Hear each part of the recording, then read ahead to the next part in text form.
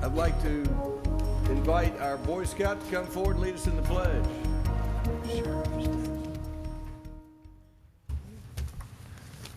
We'd all stand and face the flag. I pledge allegiance to the flag of the United States of America and to the republic for which it stands, one nation, under God, indivisible, with liberty and justice for all. Would you come to the microphone and introduce yourself, young man? My name is Theo Sayre, and I'm a Boy Scout from Troop 7153, which is chartered by St. Bridget's over in Johns Creek. And what brings you here tonight? I'm here for 2 requirements on separate merit badges. One is the Communications Merit Badge, and one is the Citizenship in the Community Merit Badge. Welcome here. We have scouts up here behind the dais. Councilman Orleans was a Life Scout. Councilman DiPolito was a Life Scout. Councilmember Price was the mother of an Eagle Scout, and she still is. And my brother and I were Eagle Scouts at Troop 87, so good to have you here tonight. Well, thank you for inviting me. Let's have a hand for the Boy Scouts. Oh, did I miss another Boy Scout? Do I have another Boy Scout here? You're not going to escape. Come forward. You didn't have your uniform on. Oh, he's hiding. I would have brought you forward here to help. You'll introduce yourselves. We do this to all the Boy Scouts who come here. All right. I'm Elijah Kine from Troop 356 in Roswell. And what brings you here tonight? The requirement 5 for the Communications Merit Badge. Good to have you here tonight. One more hand for the Boy Scouts. Thank you, sir. Do I have a motion to approve the consent agenda? Motion to approve. Motion by Councilmember Wynn. Is there a second?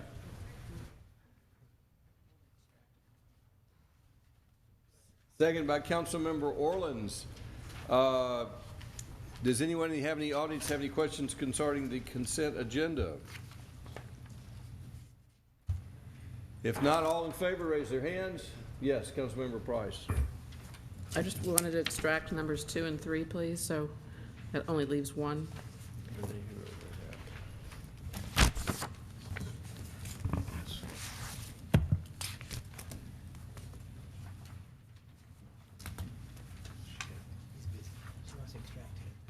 You wish to pull 2 and 3 off the agenda? Yes, please. We will do that. We'll only be voting on the council meeting minutes. All in favor of the minutes, raise their hands. That's approved unanimously. I see we have representatives from the Daughters of the American Revolution. Are you here for the Georgia Day proclamation? If you'll come forward, I'll read that proclamation, and then we'll hear from the Daughters. Georgia Day. Today was Georgia Day down at the Capitol for Mayor's Day. We met with the governor and the lieutenant governor and the Speaker of the House and our Senate candidates, and we had a good day at Georgia Day. Whereas the state of Georgia was founded by General James Edward Oglethorpe, who received a royal charter for establishing a colony in order of King George II, hence the name Georgia, and led 116 people from England on the HMS Anne, landing near present-day Savannah on February 12, 1733. And whereas George Walton, Button Gwinnett, and Lyman Hall each signed the Declaration of Independence on behalf of Georgia, which became the 4th state to ratify the U.S. Constitution on January 2nd, 1788. And whereas since its founding 281 years ago, Georgia has grown to over 9 million people and progressed from a rural state to a commercial, financial, and cultural center for the Southeast and the nation. Now, therefore, I, Jerry Wood, Mayor of the City of Roswell, do hereby proclaim February 12, 2014 as Georgia Day in the City of Roswell, encourage all of our citizens to acknowledge and celebrate our state history and our accomplishments, and we want to thank the Daughters of the American Revolution for bringing this proclamation forward to us. Anything you wish to add, ladies? No, I think you've covered it beautifully. Thank you. Let's have a hand for the Daughters of the American Revolution. Thank you. Thank you. Thank you very much. And next, Roswell celebrates Black History Month every February, which is beginning early this year. So if the folks who are working on Black History Month would come forward, please, as I read the proclamation. They asked me how Black History Month was coming this year, and I said it must be coming well because I haven't heard from y'all, and I only hear from you if things are not going well. But I do make it a point to come to functions for Black History Month, which has made February, an otherwise cold and dreary month, an exciting month in the city of Roswell. Whereas the celebration of Black History Month was begun by Dr. Carter G. Woodson, the son of former slaves. And whereas Black History Month has been celebrated nationally in America since 1926, and whereas February was designated Black History Month in recognition of black achievements that greatly impacted American history, and whereas the Historic and Cultural Affairs Division of the City of Roswell Recreation Parks Historic and Cultural Affairs Department, working with a volunteer steering committee, will host the Roswell Roots Festival, Black History and Culture, for the 13th year. And whereas the Groveway Community Group, the Roswell Regional Library, the Southern Trilogy Homes, the Visitor Center, Pleasant Hill Missionary Baptist Church, Teaching Museum North, the Roswell Historical Society, the Child Development Association, and Aurora Cineplex are also participating. And whereas the 2014 Roswell Roots Festival includes 6 exhibits and 20 events, including African art, photography, cooking, drumming, live music featuring the Masters of Soul concert, storytelling, lectures, workshop, a poetry slam, my favorite, a cornbread cook-off, which you cannot miss, a film screening, and more.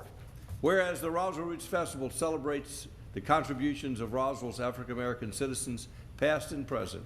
Now, therefore, I, Jerry Wood, Mayor of the City of Roswell, do hereby proclaim the month of February 2014 as Black History Month and call upon all of our citizens to participate. So, let's have a hand for Black History Month. And all these folks. Now we'll hear the details of what's going to happen in February to make this the brightest, cheeriest month in Roswell. Thank you, Mayor and members of council.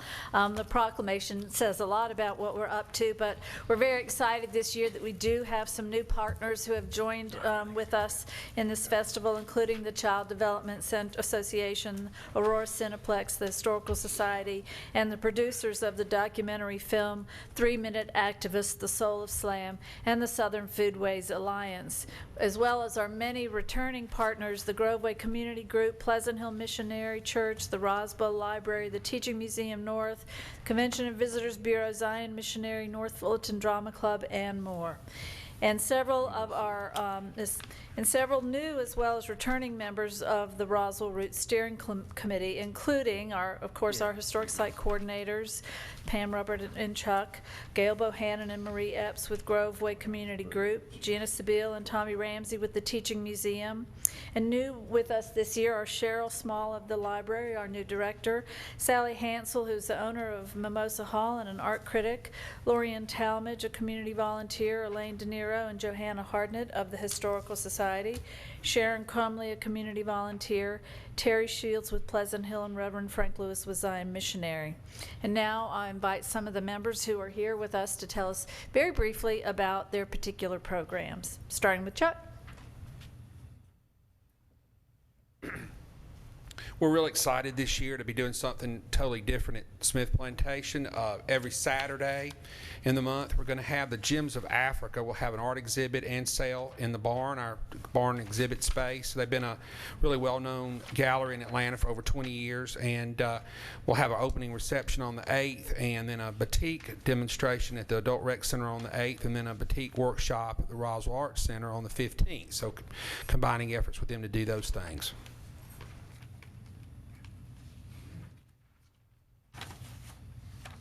Good evening. My name is Cheryl Small. I'm the new manager at the Roswell Regional Library. And in the spirit of literacy and lifelong learning, we will be having the Underground Railroad paper quilt workshop for children every Saturday in February, as well as the author, Zellie Orr, and her title of her new book, First Top Guns. Thank you. Thank you.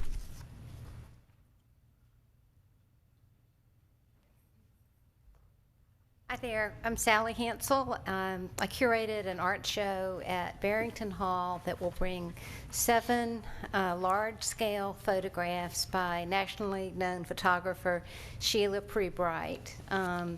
These photographs depict the interiors of African-American affluent suburban homes. They were shot around the Atlanta area, and we will be placing them on the mantels of Barrington. We won't be putting any holes in the walls. They'll just be put on the mantels to create a striking juxtaposition. On February 16th, Sunday, the house will be open free of charge to the public, and Sheila will give an artist talk, and then we will have a panel discussion with Sheila, a member of the Atlanta Student Movement, and an African-American cultural historian. This will all be focused on, largely on African-American suburbia. Thank you. Thank you. Hi, my name is Gail Bohannon, and Growway Community Group will be rocking on again this year, February 9th at 3 o'clock with another Thames production. Last year she did Phenomenal Woman. This time it will be Phenomenal Men. So if you missed it last year, you missed a treat. And also, we will be dedicating our program in memory of Deacon Alex Knuckles Jr., who was our President Emeritus, also President Growway for 40 years. And so if you're interested in getting tickets, I do have some tonight. Tickets in advance, $10 at the door, I believe, or $12. So see me, and I'll be sure to get you some. Thank you. Hello, I'm Tommy Ramsey. I'm representing the Teaching Museum North. On February the 24th, Bright Star Touring Theater out of Asheville, North Carolina is going to bring Let It Shine. It's a play about the civil rights, and the city has also sponsored that same play to go to 3 Roswell schools. It'll go to Roswell North, Sweet Apple, and Crab Apple during the month of February. I am Elaine Denier. I'm the archivist for this Roswell Historical Society in the city of Roswell, and we're going to have an exhibit downstairs in the rotunda from the whole month of February, and it is going to have over 60 photographs, artifacts, and textiles from the local African-American community here in Roswell. This is going to be a highlight. It's going to be the Black heritage of unsung heroes, of the everyday unsung heroes of Roswell, Georgia, from antebellum times through the civil rights movement, and we hope that you'll enjoy it downstairs for the month of February. Thank you. Hi, at the Cultural Arts Center, we have Masters of Soul Motown concert, February 7th. That's 2 weeks. And then we also have the entire month an exhibit up in the lobby called It's Who We Are. Great.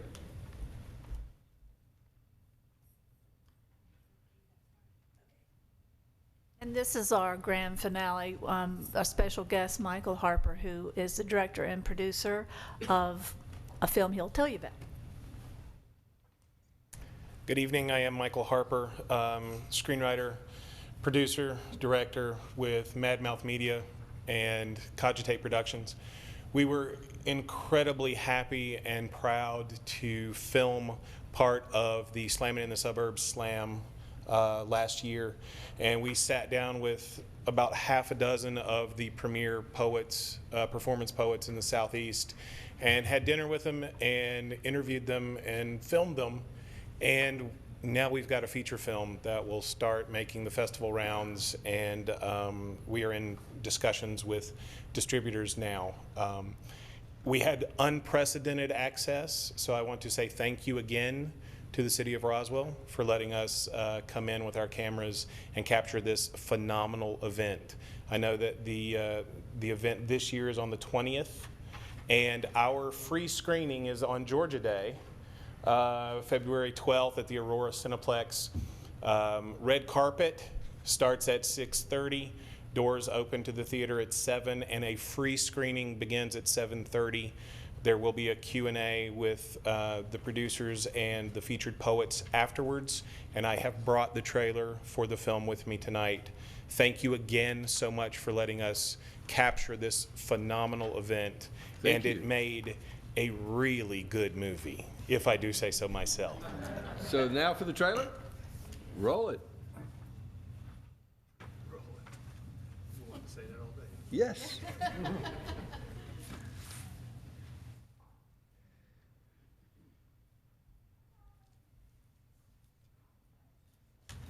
do. Well, maybe we can get this for.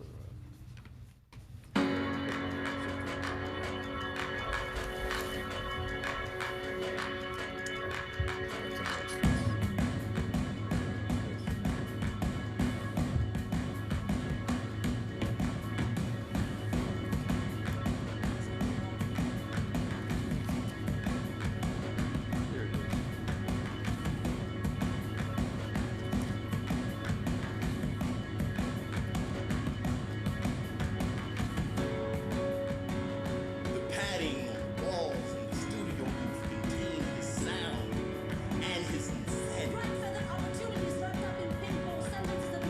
Your hands on the sound of snap in the name of the Lord, the soul, so forgive us.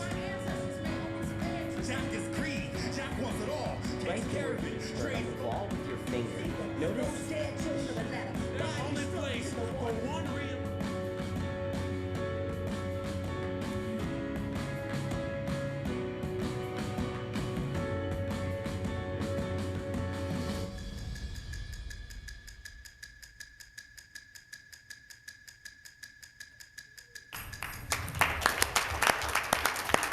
Thank you so much.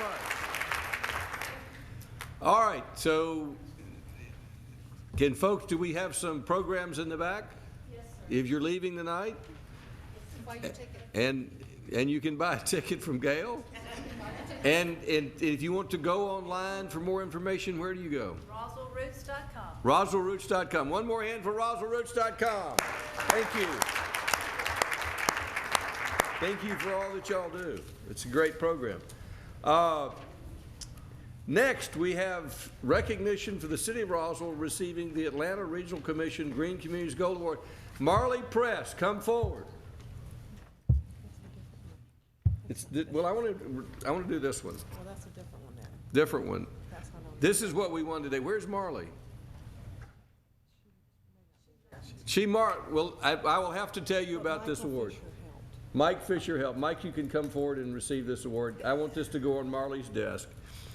Roswell was recognized today yesterday in front of all of the mayors and council member of the state at the Hilton for winning the Sea Walk Cities. This was for which city could walk the most and was the fittest, most active city in the state. It was won by the City of Roswell, primarily through the efforts of Marley Press, because they were measuring how far you walked. Well, Marley doesn't walk, she runs marathons, and she runs it on a regular basis. So I'd like you to present this to Marley and put it on her desk, because without Marley, I have no doubt, they didn't rely upon the mayor to make those miles. It was Marley Press who made those, or the council, it was Marley Press. So come forward and receive this. So let's have a hand for the walkers of the City of Roswell and Marley Press.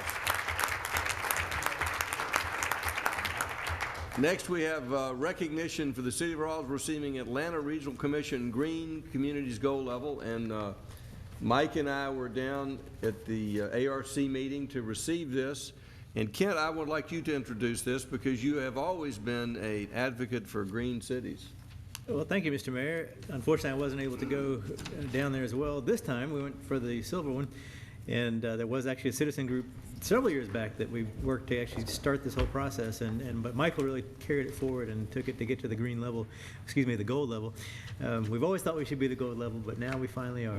but I think that Michael probably really deserves most credit and thanks for all the work to make it happen. Well, thank you, Councilmember Eichelhart, and Mayor, I appreciate that. We upgraded when we first got certified 4 years ago. We had the silver certification, and it was highly suggested that we work towards the gold certification at the recertification point, which we did.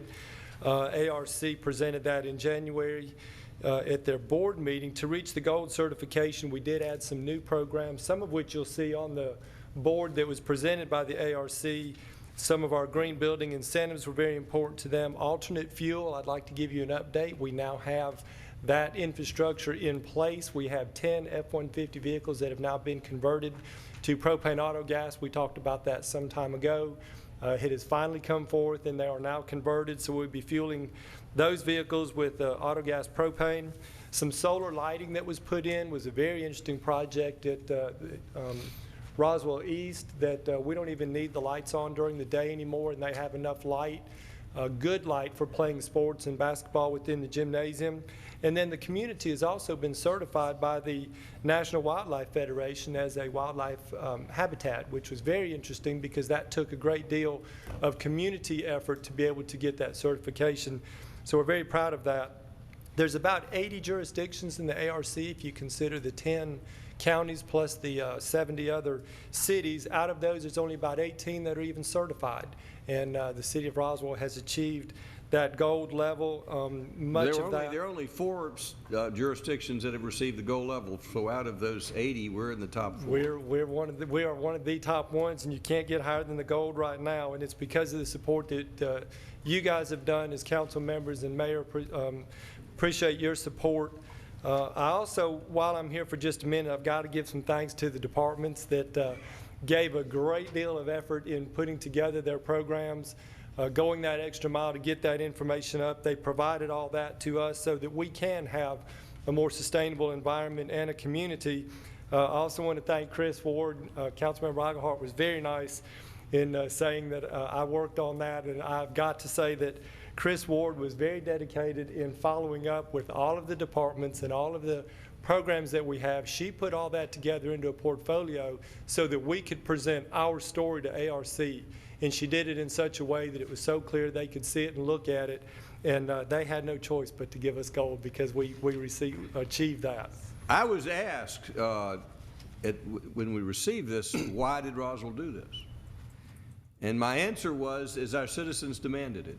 So I want to thank the citizens of Roswell for really taking the lead and coming to the council and coming to the staff and saying we want to be a green community. So let's have a hand for all those citizens and everybody made that happen. Thank you.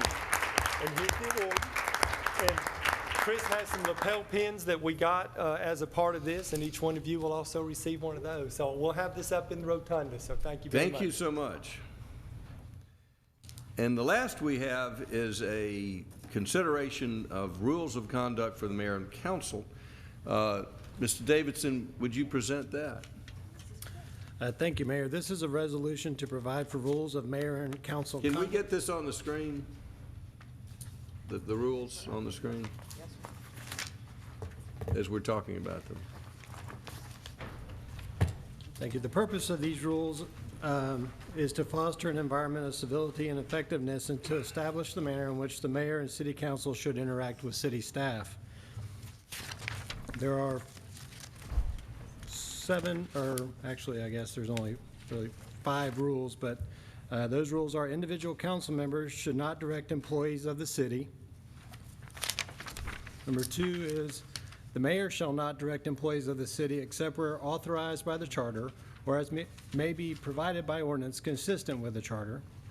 Number 3 is the mayor and/or individual council members shall not reprimand, rebuke, reprove, or scold staff. Number 4 is individual council members shall not speak or represent themselves as speaking for the city unless authorized by the mayor and/or council. Number 5 is the mayor shall not speak or represent himself as speaking for the city where expressly prohibited by city ordinance or where contrary to policy adopted by the council. Prohibited acts shall include negotiating the sale or purchase of real or personal property or the terms of contracts without authorization of council. And then the last 2 are just the process for how complaints will be handled. And if approved, these would be the rules for mayor and council. Before we entertain a motion, are there any comments or questions from council? Do we have a motion to approve these rules? Motion to approve. Motion by Councilmember Nguyen. Is there a second? Second by Councilmember DePolito. Does anyone in the audience have any questions regarding these rules of conduct? Any further discussion by council? Councilmember Price. Thank you, Mr. Mayor. I've certainly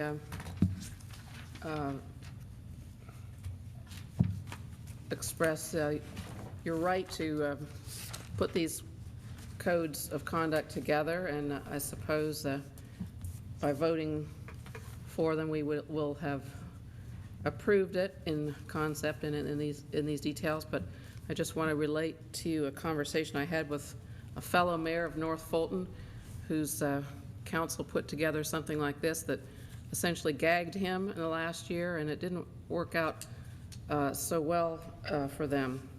So I'm hesitant to offer my support if it ended up badly in Johns Creek. Well, in Johns Creek, I was part of that because the conversation that the mayor in Johns Creek had that was or was prohibited from having was the conversation with me. This would not prohibit the mayors from having the conversations or council members from having conversations with other council members or anyone else. It simply says when you're having that conversation with another entity, you are not in a position to hold yourself out as representing the city unless you have been so authorized by the council. With the exception of the mayor, the charter, by charter it says the mayor is the spokesman for the city of Roswell. So although I would not adopt these if it muzzled me or if it prohibited council from having productive discussions with other elected officials, but it simply goes to how you hold yourself out as. If you're holding yourself out as representing the city without authority, then you go beyond the bounds. So I hope that's clarified. There is no intention to muzzle anybody on this council. I encourage a discussion and with other elected officials. I think we've got a great working relationship with all of our cities up here, and I believe in fostering that relationship. So that is not the intent, nor is it the language of the rules. Other questions or comments? Councilmember DiPolito. Thank you, Mr. Mayor. I think the first line where it says the purpose is to foster an environment of civility and effectiveness really goes over the intent of what we're trying to put together here. And you know, there is not a huge issue here on the council. And I've had a couple people say to me, well, what's going on there? Are things out of control? No, the answer is absolutely not. It's just that when situations do arise, the elected officials really have no code of conduct to fall back on because we're not subject to the policies and procedures of the city. We're granted pretty broad authority, and with that authority comes a lot of responsibility. And I think part of that responsibility is we need to govern ourselves and make sure we have the mechanisms to govern ourselves accordingly. So this is just a small way of doing that. And I think as a suggestion, we're talking about elaborating on some of these rules in the future. I think what might be helpful is to really tie these into the policies and procedures that are established for the employees of the city so that there's a direct tie-in, there's a direct link. Maybe we just extract some of those policies so that they are, there's a direct link to the rest of the rules for the city. So that would be one suggestion. But I do support it.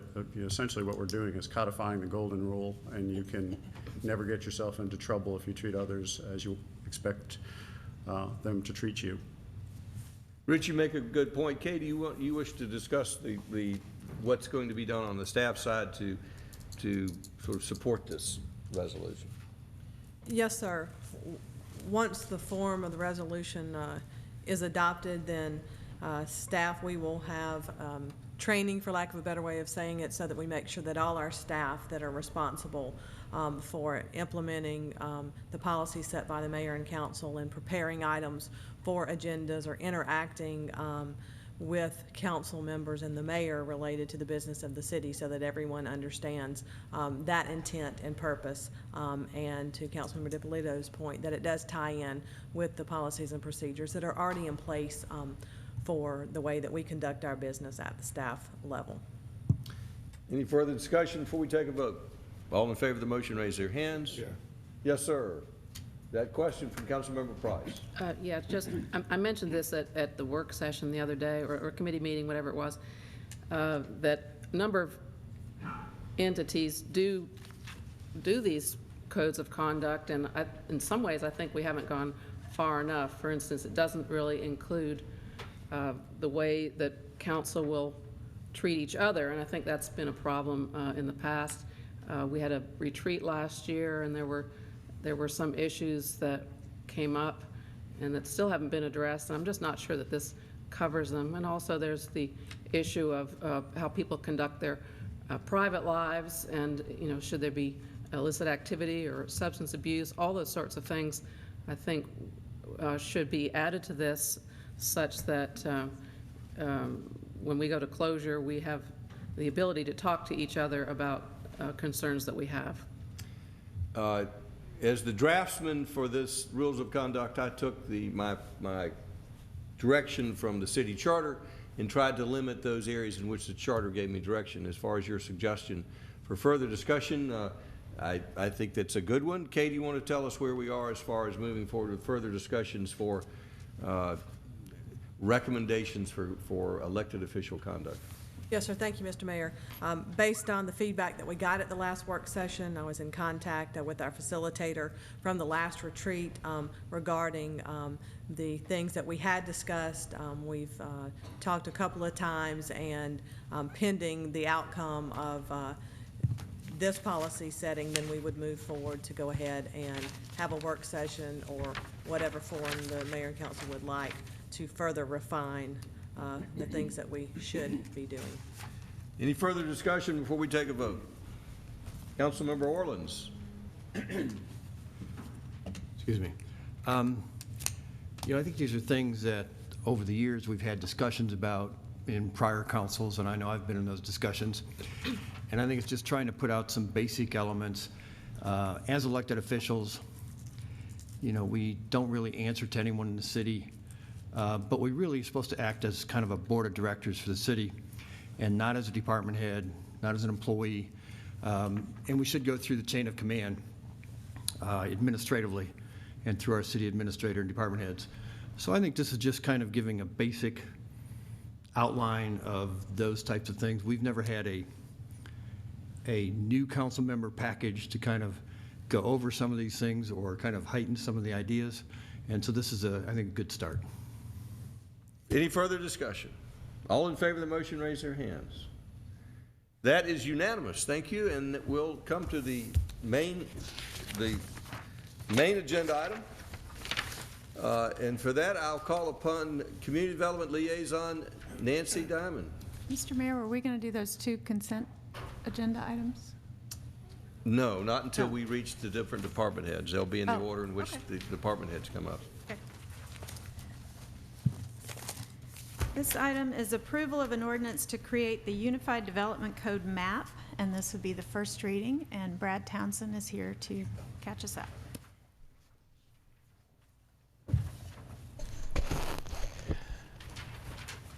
I want to start by saying this evening we'll be discussing the map for the proposed Unified Development Code.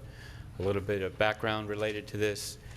This map has really been drafted in conjunction with the 2030 Imagine Roswell Comprehensive Plan Future Development Map. The current map was adopted in 2003. Since that time, there's been 115 rezonings, 31 conditional uses, and 93 FCA designations put on that map since that time. The objective is to clean up those inconsistencies with the FCA and the other items on the map. Staff took the first crack at drafting the map. Also, there was distribution to property owners requesting their information and their review of the map. As mentioned during the public hearing of the text, Alice, Jackie, and myself had attended probably at least 50 different HOA, homeowners association group type meetings.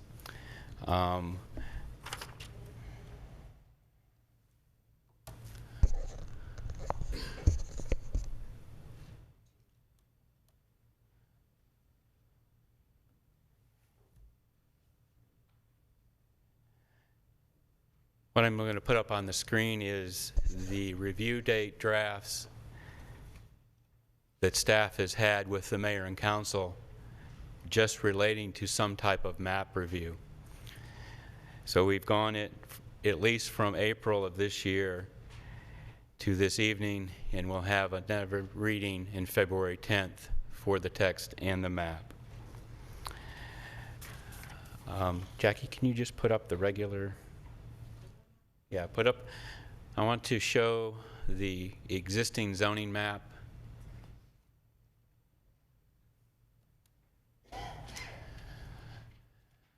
That is our existing zoning map. It's kind of hard to see on the screen, but the paler yellow designation is the property that is currently FCA.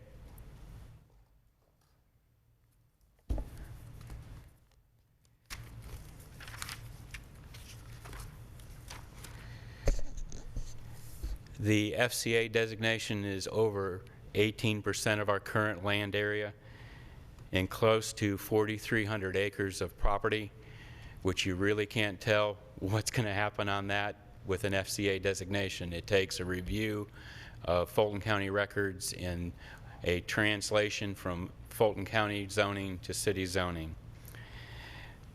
Our current map in this form is over 70% residential, over 16,000 acres. It's 11% in the commercial designations, but that doesn't identify what's in the overlay designations, so you don't know what's commercial or not commercial. Put up the new map, Jackie.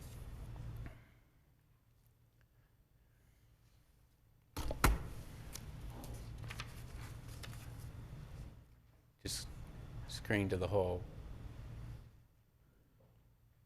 No, just hit the one box, Jackie. Next one next to it. There you go. This is our proposed UDC map. What I'm going to do is break it down into smaller pieces. Within the residential designations, our areas include over 72% of the property. That includes our planned residential areas, what we regularly refer to as our E1s and our E2s, R1s and R2s. Those are changing as in name, but they're not changing as in location or development parameters for those locations. In this map, we have approximately 8.5% in our corridors and nodes. That is our Parkway Village designation, our shop front. We have approximately a little over 1%, 1.18% in our downtown areas, our downtown house designations, and about 4.25% in our employment designation. The biggest change designation-wise is actually included in our civic areas. We now have our schools, our recreation, our parks in either a civic, a recreation, or a conservation area, and that is approximately 13% of the property.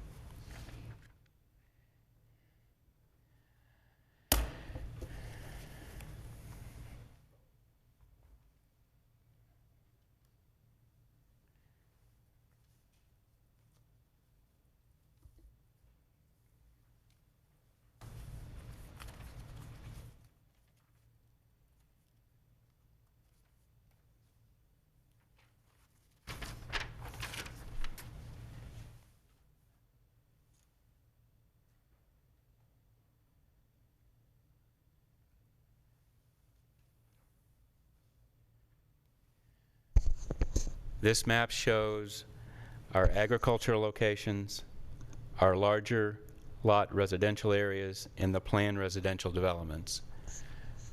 This is the 70% of our property in designations that will remain consistently exactly what they have today.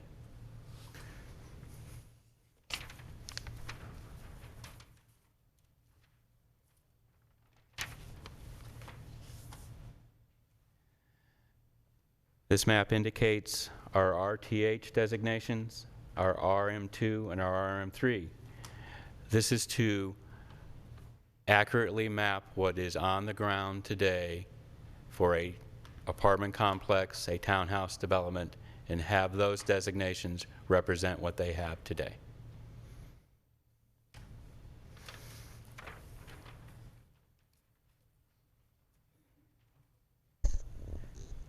I have the other individual designations broken down on individual maps if anyone would like to see them, but they include our commercial nodes, our designations for downtown.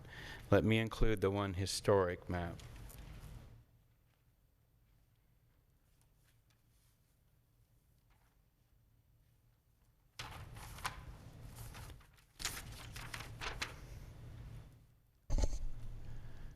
This is our historic boundary map. It is the current boundaries that we have today. Those boundaries are not changing. It is the same land area. What we're proposing in there is to identify the civic uses as the churches and City Hall in a civic designation, but everything in the downtown is to be represented either in the downtown residential, downtown mixed use, downtown shopfront, or downtown house.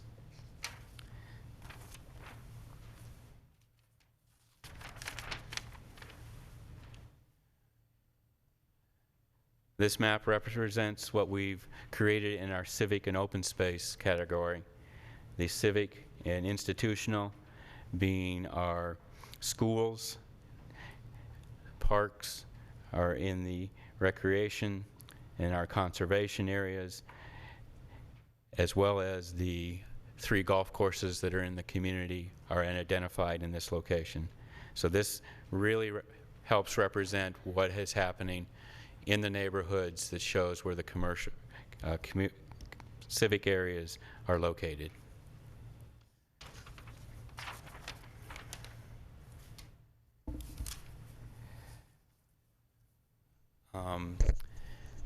That really concludes the presentation that I have. I know there are probably what we placed on the back table and sent to council was, I believe, about 18 or 19 areas that were on a spreadsheet that we had. We received a wonderful spreadsheet earlier today with 2,800 locations, which had 400 of them, some of them had some tweaks or changes, and the rest of them had questions. So actually what staff was able to provide and create since that time is a map that shows all 2,800 locations. So it really depends on how council wishes to go through the list that they have and how they can direct staff. The large map that's on the back of the wall, I've got another one up here that the residents can see, as well as I'm probably, depending on how mayor and council wants to go through this, I can start from the west and go east, or east and go west, and talk individually on each of those. It really depends on how council wants to direct or... After David Davidson explains where we are in the process, okay, I'm going to hear comments and questions from the floor. Okay. And then we'll hear comments and questions from council. And after we hear comments and questions from council, we'll entertain a motion. If I get a motion in a second, then we can entertain amendments to the motion after that. Okay. So I want to start with thank you for your presentation. We'll go to David to explain to everyone where we are in the process, and I'll open it up for questions and comments from the floor. Thank you, Mayor. At the last meeting of Mayor and Council, we had proposed an ordinance for the text of the UDC along with the map. At the time, the council adopted the text, but did not adopt the map, which has now been brought forward to this meeting. They are still considered part of the same ordinance. So if this is denied tonight, the ordinance would fail. If it's amended, that's fine. It'll just go to the second reading. If it's approved with amendments, it can go forward to the second reading. The second reading is scheduled for the first or the second week in February. And so that's where we are right now. Basically, if this fails tonight, the first reading of the ordinance will fail. If it's amended and approved, then that amendment will come forward to the second reading of the single ordinance. just so everybody understands, there will be more public hearings. There'll be a public hearing at the second reading. It's possible it could go to be deferred and go for a public hearing after that. So this will not be your last opportunity to be heard, but I want to try to focus tonight on questions regarding the map, questions or comments regarding the map as proposed. So does anyone have any questions or comments? Just come forward, please. Hi, I'm Frances Larry, and I'm representing the concerns of the Inverness subdivision in the Garrison Hill section of town. What we're concerned about is that on the south side of Highway 120, between the Kroger and Willio Road, it is now designated, the empty area is OP. On the proposed map, it looks like it's moving to mixed use, which would allow apartments, and we are opposed to that. We want it to remain OP. All of the conditions for both the Kroger property and the R3 apartments that exist next to the Krogers, we would like that to stay in full force with no increase of zoning allowed, so that a higher density build could not come in there. Several people from our community have spoken to Brad about this, and Brad mentioned that some of the language in the UDC might address this from previous lawsuit issues, but we are concerned that a change in the zoning could allow for higher density if a developer decided to sue, if it went to mixed use. So we're concerned about that. We're also concerned because we think we'd lose. We think the developer would win if there's a change in zoning. The other thing is that there are proposed buffer changes of changing the buffers from 50 feet to 20 feet. And the way that land lays itself out, we're very concerned about that. We don't really want the buffer zones to change from 50 to 20 feet. The other concern that we have is, as far as the Garrison Hill design guidelines, we understand that a draft is due from the Colorado company this week, but it would be a couple of months after the UDC is closed before action would be taken on it. So we need to insist that these guidelines continue as they are. Thank you very much for your time. Thank you. Brad, could you talk about, try to respond to her questions? The first question, perhaps to respond to, is the question of are we rezoning to apartments? We're not rezoning to apartments. The use of an apartment complex is a conditional use. The discussion that they're talking about is this parcel right here, which on our current map is OP, and I think it's just People's Complex in that location. And the other one is located right here. So those are the two OP designations that they're concerned about that we're showing as mixed use. Is that, first of all, is that accurate? Are those the two parcels you're concerned Well, about? there are some parcels along 120 that now, there's some acreage around some private homes that could be sold that are, so I think most of them are used as... On the other side of 120, or...? No, on this side. I think so. That are used as offices. And I think that's one of the concerns that we have. And of course, we know that, Let's try to stick to one question at a time. Okay. And because I want to try to try to respond to all your questions, but I don't want to get confused. It's easy for me to get confused. So I think you raised a question about changing zoning from OP to something else. Mixed use. So to mixed use. So first of all, Brad was trying to identify the two parcels which he thought that applied to, and I was just questioning, did you have a question about some other one being changed to OP to mixed use? Jackie just put on the screen, if you look at the two blue locations on the map, that's 120, backs up to the Inverness property. Those are the two scenarios in which we feel the mixed use should go to an OP designation. So staff doesn't have a problem taking the mixed use off of that and making those OP. So you're suggesting those go back to OP? Correct. Does that, would you be, are you comfortable if it goes back to OP? We want it to be OP, yes, Okay, we are. so Thank you. staff is suggesting that do that. Now, let's see if we can get the second question. The council will have an opportunity to ask questions after I complete mine, and then you can get to it. But you know, let's try to focus. Let's try to get the questions answered, and then we'll hear from council. So, the two OPs that you were concerned that concerned going to mixed use are going back to OP. Yes. Now, what was the next concern? Garrison Hill guidelines, I know that's coming forward and that's not being voted on tonight.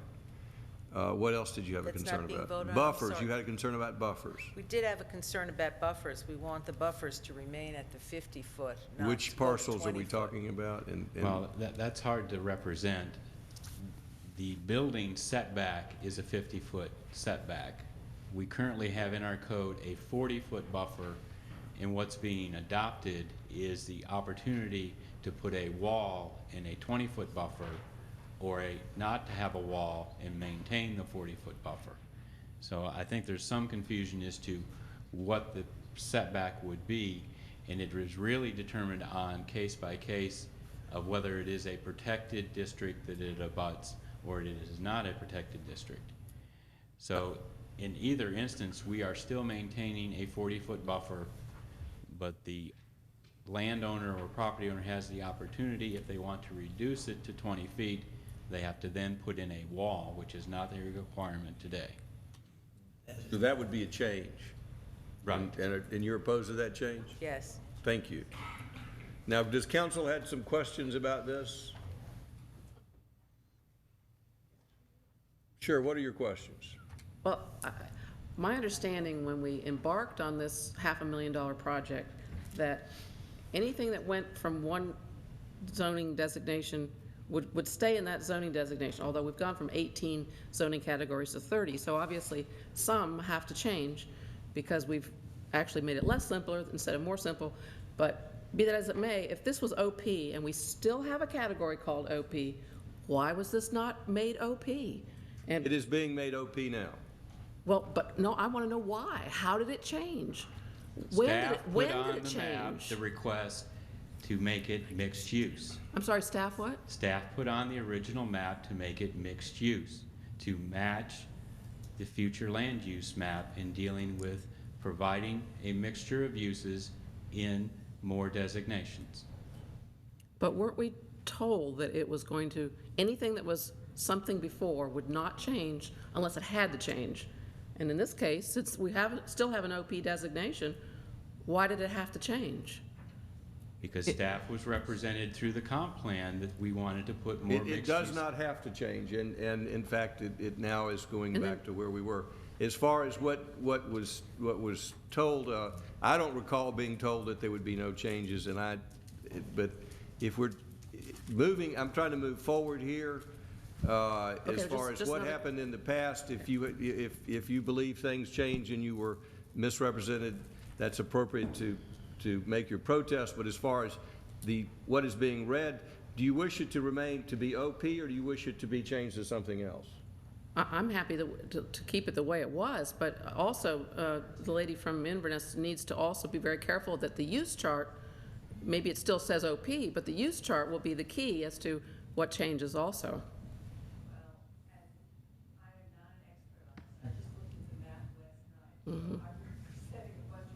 Well, I would just caution you to look at the use chart and see if it's different from what it was before. And if you have any further requests of us, please make them known. She needs to come to the mic. Please come to the microphone. We want all of the current OP zoning to stay all the way from the Kroger on 120, this is the south side of 120, from the Kroger on 120 all the way to Willio Road. We want it all to stay OP.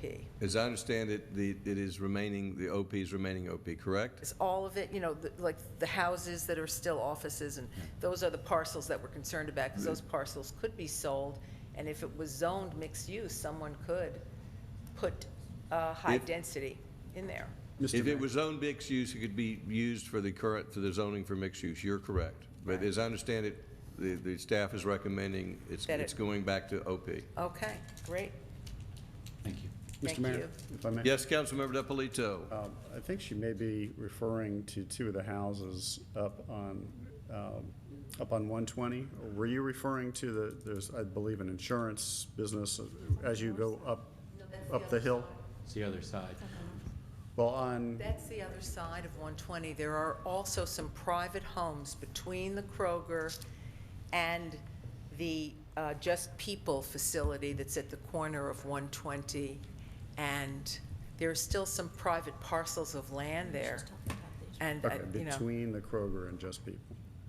And there's also a townhome development right next to the Kroger that is a higher density development. It's townhomes. As we understand, actually, I think it's zoned R3 apartments. It's right next to the Krogers.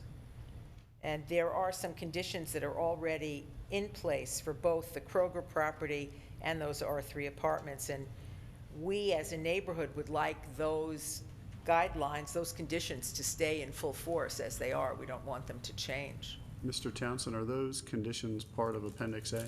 Yes. So all of the conditions on the Kroger and the townhouse, that development. Was identified as a will be- target lawsuit property, and we brought them forward. Well, so that'll be brought forward in the UDC. Right. Great, thank you. Thank you for coming tonight. Councilman Eichelhart, I want to hear from the audience Right. first. If you have a question from someone that she raised, but as far as general discussion, I want to hold general discussion I of this understand that. until after the I'm audience. not So going to jump in and talk about nothing, but I have a question based on what was said to her on please proceed. A setback, that a 40-foot setback today is not the same as a 20-foot setback with a 8-foot wall, is it? You are correct, Councilman Eichelhart. I just think we need to be very careful as to what we are saying and be very clear as to what we are going to allow. I It is think it different. was clear that it was either 40-foot or 20-foot with a wall. Well, I mean, but an 8-foot wall on your second floor is not going to make any difference to you when something's only 20 feet away versus 40 feet. And it was said, there's been misinformation. I just want to make clear that we're accurate on what we're saying. And same thing on apartments. You know, I've had this discussion many, many times. Right now, apartments would not be allowed on those properties, not legally. They can't even ask for it. So, yes, it Councilman goes through a Eichelhart, I would conditional disagree process. with you because you can ask for a rezoning. But they're not which going to would- get it. There's no. And they're there's not nothing going to they get can conditional zoning, Councilman Eichelhart. It could. They could get conditional zoning, they could get rezoning. Today, they could not get apartments on that property under our existing code. If the code allows the code allows a rezoning, and they could get it, so you're But wrong. they can't, not to an apartment, you cannot, but I just want to make sure we're telling the Councilmember correct Eichelhart is information. wrong. I am not. Mr. Davidson, would you care to clarify that? Currently, I don't believe the city allows apartments to be, new apartments to be developed at this time. Thank you. The council can approve new apartments with a change in the zoning ordinance, can they not? Yes, they could. That's my point. So you changed the entire zoning ordinance, so. And the council has that option today. Who'd like to speak next? We're going to hear from this gentleman, then then we'll hear from council. Yes, sir, you're up. Yes, I'm David Rittenhouse, the president of Wexford Homeowners Association. Want to thank the mayor and city council for the opportunity to speak tonight. Earlier today, I had sent an email to each of you expressing the concerns of the residents of Wexford regarding the possibility of the reinsertion of the RS4 and RS6 designations into the UDC. And since I'd already covered that, I want to move on to another issue that affects Wexford. If I can, I'd like to share as a backdrop the transcript of the what I had spoken to City Council at the council meeting on August 12th of 2012. If I can hand this to each of. Please do. If you'll hand it to Kay, she'll hand it out.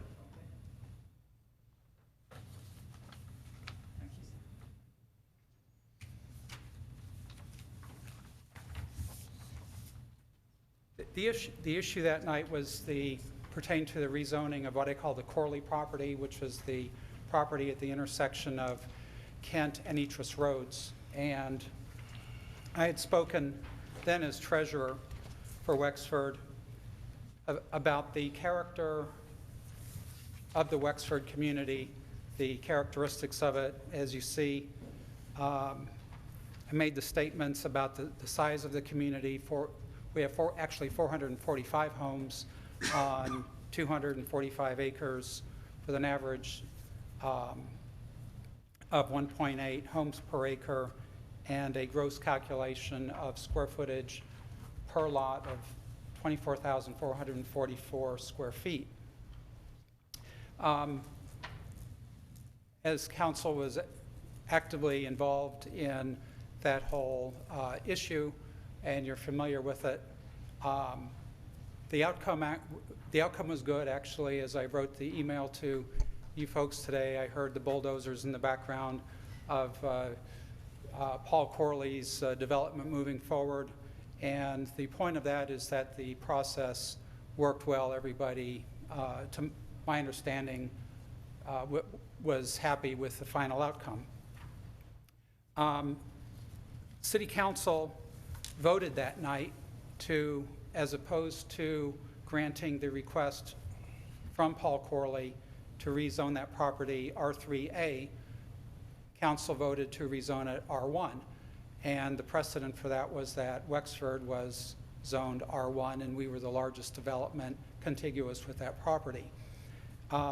So with that as a background, and just one point, these were the notes that I read to council that night, so if there are any misspellings or typographical errors, I apologize. They were what I read from, so they're for actually my use. I'm sharing those with you tonight.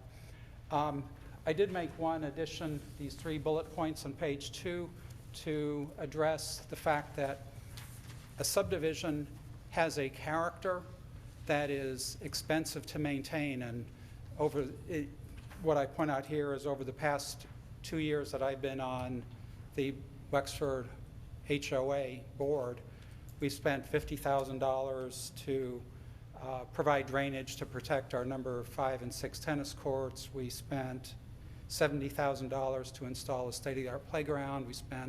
We're in the process right now of improving and upgrading our pool so that it's safe and it can be used for all the community activities that make a community that are so important to the community. I have several questions. It's my understanding that Wexford has been rezoned from R1 to R2. The question would be, if that is true, I would ask the question why. Next question is... I'd like to do this. Yes, sir. Because I have a short memory. If we can respond to each of your questions, I'm going to give you extra time. Thank you very much. So, Brad, if you could respond to each of his questions as they come up, and then perhaps we'll simplify some of the other questions. Thank you.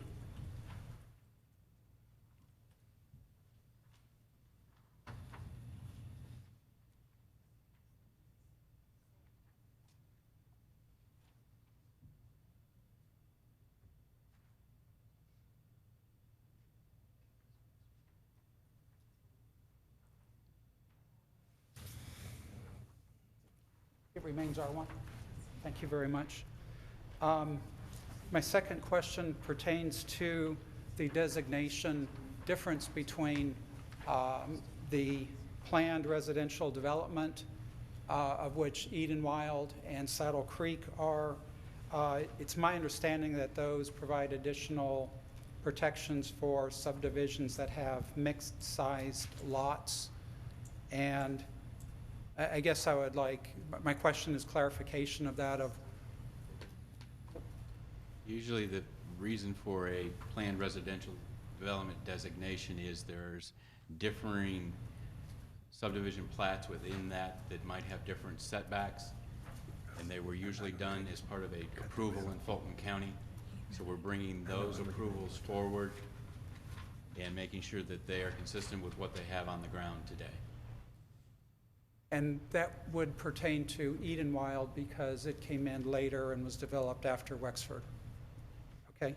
And my last question is, Wexford has just redone our bylaws, and in our bylaws, it prohibits subdivision of lots. And my question is, which would prevail? Would the Wexford bylaws prevail, or would the zoning prevail? Mr. Davidson, if you could respond to that question. If the people bought the project subject to those bylaws, then those would be, they would be subject to those bylaws. The city wouldn't have anything to do with that. That would just be a legal matter between the homeowners association and that property owner. But the zoning. Covenants would prevail. Right. Okay. Thank you very much, Council. Yes, Councilmember DiPolito. Thank you. I'd like to ask a related question. As far as PRDs go in general, is the approved site plan on the PRD, does that remain and without changes, or does any change to a PRD from this point forward require a rezoning? Kind of the same question, just asked two different ways.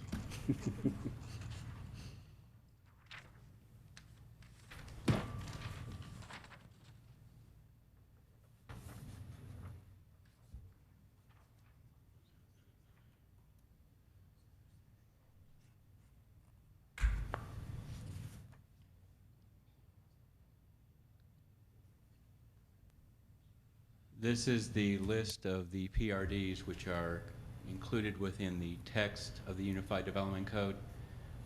The simple answer is we are pulling forward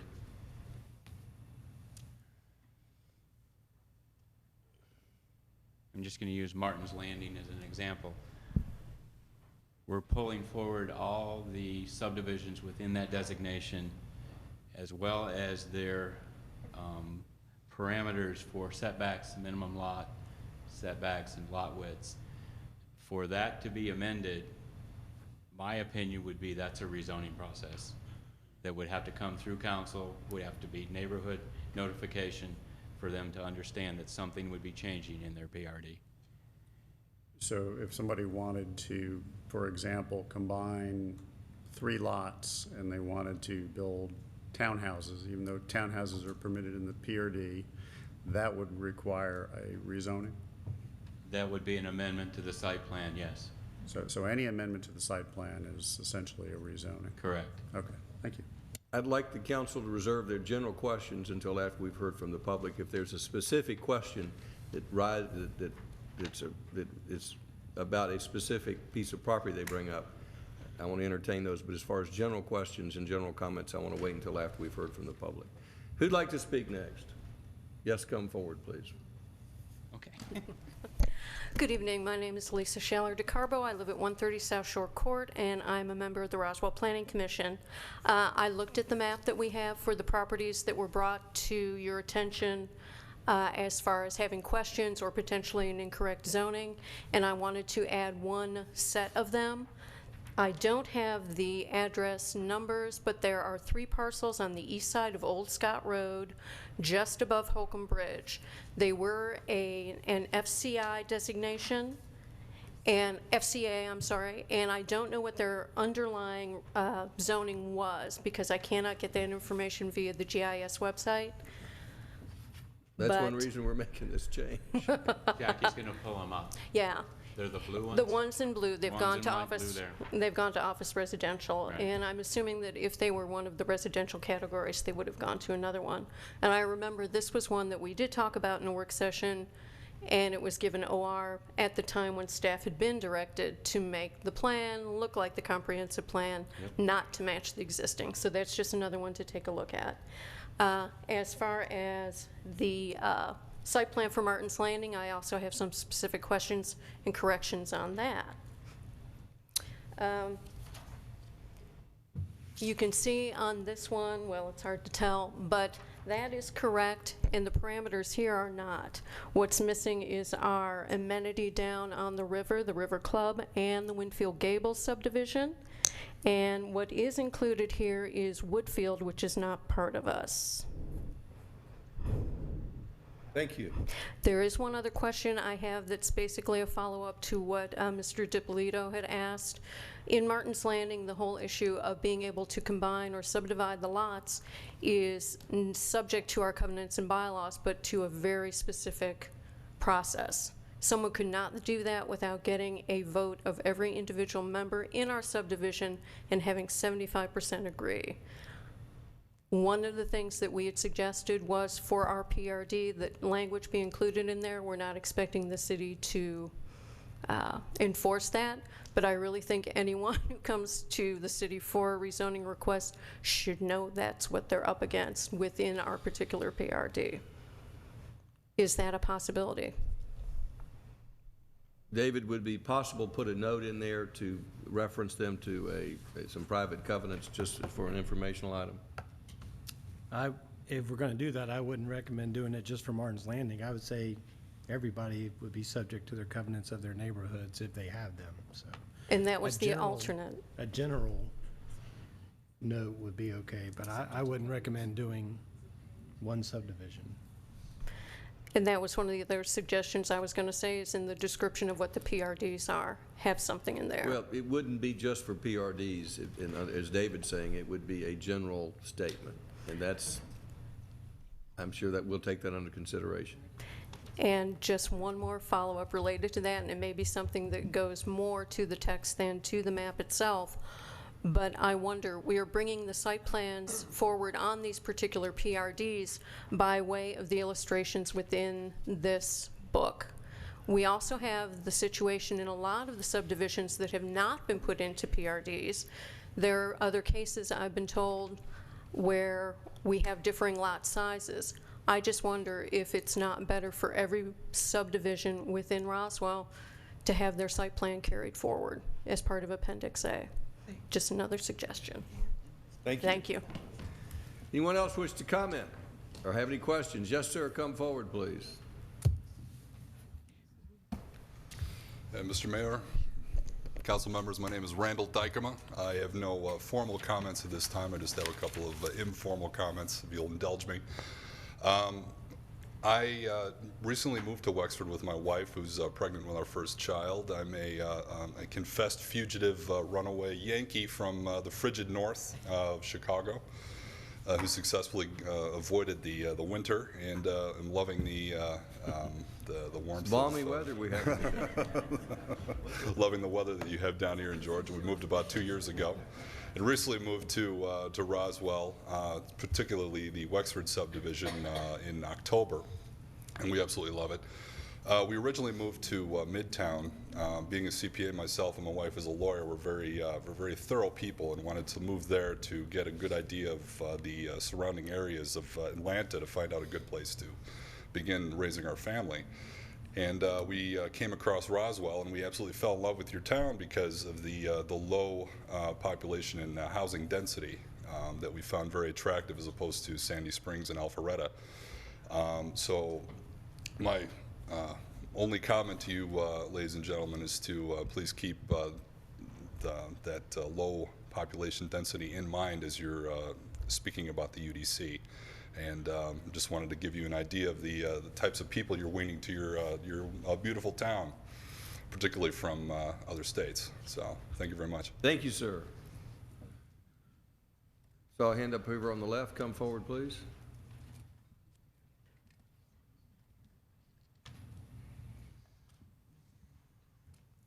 Mr. Mayor, Council, thank you for giving me the time to speak.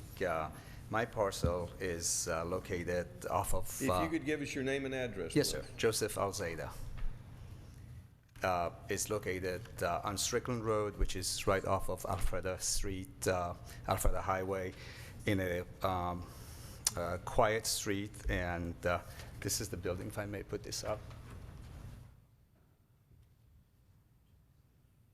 It's a two-story building with the narrower front part of the building faces Strickland Road, and the side part faces Quality Storage. And my parcel is been put with shopfront, and I'm here to ask you to see if it's possible to allow certain types of uses that are part of the light industrial to become part of the shop front for my building, if possible.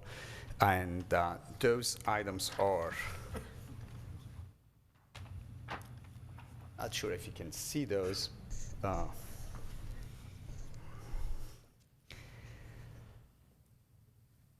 This list comes from the UDC for light manufacturing and light industrial, and there are certain items on this list that I've highlighted in yellow that would foster higher occupancy for my building, and also would probably help other buildings similar to mine.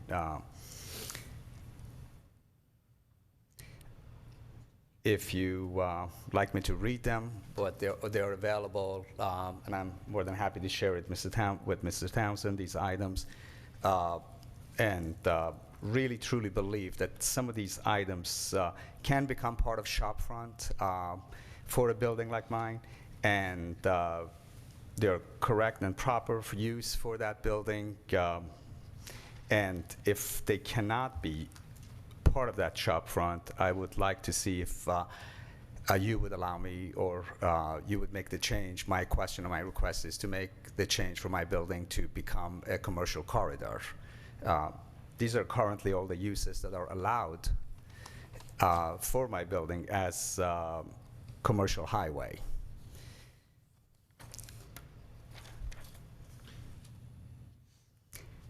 So it's my understanding your property is currently loaned light industrial or commercial corridor? It's commercial C3. C3. It's currently C3. Does the C3 allow these industrial uses? No. So you... None of these uses are allowed. Bothered in. Just for clarification, I'm trying to get a clear understanding. Yes, sir. This council is trying to not change the zoning where the property owner is objecting to it, but not, on the other hand, not trying to expand the uses from what it's currently is substantially. So under C3, are you saying that you would like to go from C3 to shop front, but like to have these in light industrial uses? Is that what I'm hearing? That would be correct, sir. If I'm grandfathered or not, these are the uses that I'm allowed to have at current period. And I want to get a clarification on that, Brad, because under current zoning, is he allowed these light manufacturing uses if he's C3? I've tried to get the facts straight before going in, and I'm a little confused now, because if you're C3 and you're referring to light industrial manufacturing as uses you'd like to have, it doesn't seem to be jiving. My zoning that I'm aware of is commercial highway. All right, so it's Brad. So the current zoning is C3. Yes. And you're now asking for some light industrial uses? He's asking for an expansion of his use category. To include some light industrial uses? Right, to put light industrial, because he believes that some of those are currently allowed under the C3. I don't believe they are. Well, I first want to try to get the facts straight, and then the council can make a policy decision. Recycling under C3 is not permitted. Processing. We're talking about light industrial, not processing. So if you look at some of the items that are under this light industrial, pharmaceutical, medical, it says supply manufacturing, but I agree, assembly would be better. Well, I think what we need to look at, though, is what's allowed under C3 to see if you're, rather than look, because you're not currently zone light industrial. I understand you'd like some light industrial zoning, but we're trying to see what are you losing under C3. So that's probably where we need to refer to, isn't it? And the policy decision relates to C3 as a category is really being carved into more appropriate corridor designations in different areas of the city. The shop front is in the Midtown location. Commercial corridor is in the Alpharetta Highway. Oh, I understand it, but so what I wanted to try to focus on, though, is the uses which he currently has under C3. Are these light industrial uses? He wishes to expand those uses from C3. He's trying to expand it, yes. If laboratories or offices or other facilities used for research and development You're saying that that's not allowed on C3? Jackie has I have the list up. the list up And if- that's currently in the ordinance. You could hand me that list. I'll go down the list, or if you could read each item. If you take a look at the list here, or at the table, sorry, I'm The too table far. we're looking at is currently allowed under Current, C. this is the current code. You have OP, C1, C2, C3, and I1. I1 is the last column, C3 is the second to last. His first thing he indicated was pharmaceuticals. If you go all the way down here, you have pharmaceuticals and medical supplies. There's an X in the box for C3. That means it's currently not allowed. The second thing he indicated was the research lab and facilities.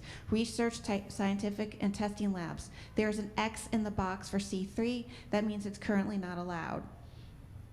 Manufacturing. Go up to the M's I would here. say more assembly than manufacturing. That would be my Okay. request. Well, we have manufacturing, processing, recycling, and assembling within buildings. There is currently an X in the C3 box. That means it's not allowed in C3. It's a conditional use in I1 today. Jackie, is there a separate assembling or assembly? No, it is not in the current code. It's not It in is commercial all I1. together with manufacturing. Okay, thank you. Jackie, pull up this current zoning map for his location. I had it up.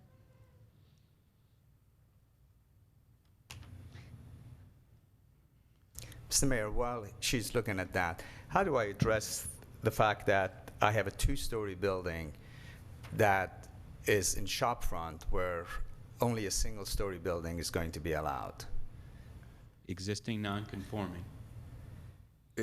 Your current uses, you can proceed. And this council could choose to expand the zoning uses in shopfront to allow some light industrial. I'm accepting that as your request. And I understand your argument is that it would be appropriate in this area, and council will take that under consideration. Thank you, sir. Thank you for coming in tonight. Who'd like to be heard next? Thank you, Tim. Hey, Mayor and Council. My name is Vance McGahee, and I live on Meadowwood Drive. We have a concern about the rezoning of the VFW property. Did it I'm sorry, what? Pull the mic. Is that better? Yeah. Okay. We have a concern about the rezoning of the VFW property, which is currently, as we understand it, R3, proposed to go to an RX. And it's our understanding that the RX, the residential mixed use, is a higher density. Is that true, that it can be a higher density apartments if it goes from an R3 to the RX? Now, this is my understanding, and Brad, correct me if I'm wrong. Okay. Under its current zoning, which includes the Groveway overlay. Correct. Right. Under its current zoning, it could be used for apartments. Under the proposed zoning, it will not be zoned for apartments. Under the proposed zoning, under the map that staff is recommending. Does that mean that it never could be, if a developer wanted to, he could not even apply for it to have it if it went to the RX? Because that's actually, Can't not disagree on this, but. Is a higher density, yeah. But if you're saying, could a developer apply for rezoning or change the zoning map? They can always apply for rezoning regardless of how we zoning. I meant for, as it's worded in RX, residential mixed use, does it allow for a higher density if it was asked for? Brad, if you'll answer the question. The simple answer to the word density is not used in the UDC. But as so far that's as a uses. misnomer. The related to, Jackie can turn. Yeah. This one. Yeah, go ahead, Jackie.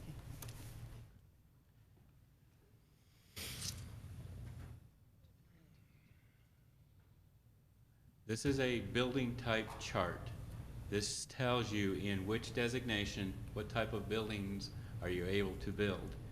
In the RX designation, because we went with the Groveway neighborhood residential designation, which included townhomes, walk-up flats, and stacked flats, as well as a detached house or a carriage house.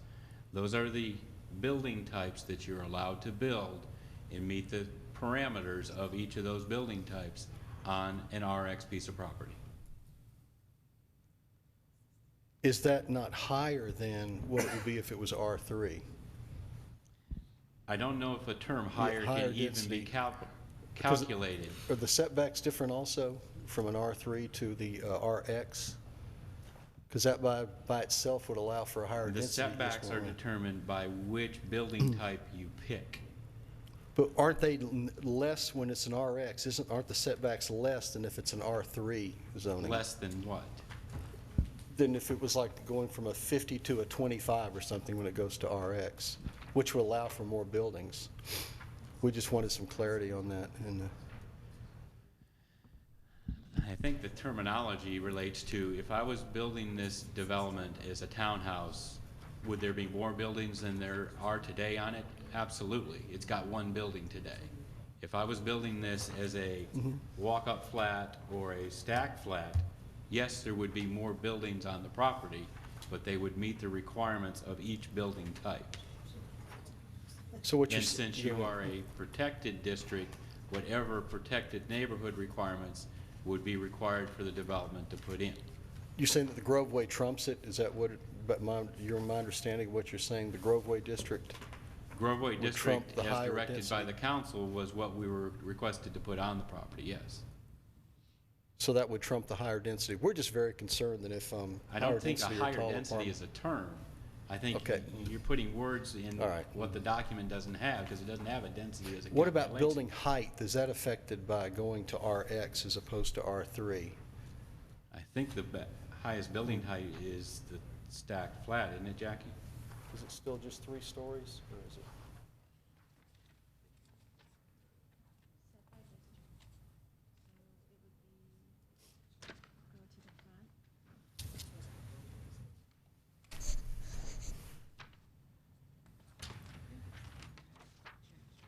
This is the walk-up flat. It still has a 2.5 stories, 35 feet, and the designation for The stack flat is 3.5 stories. the stacked flat would be 3 stories.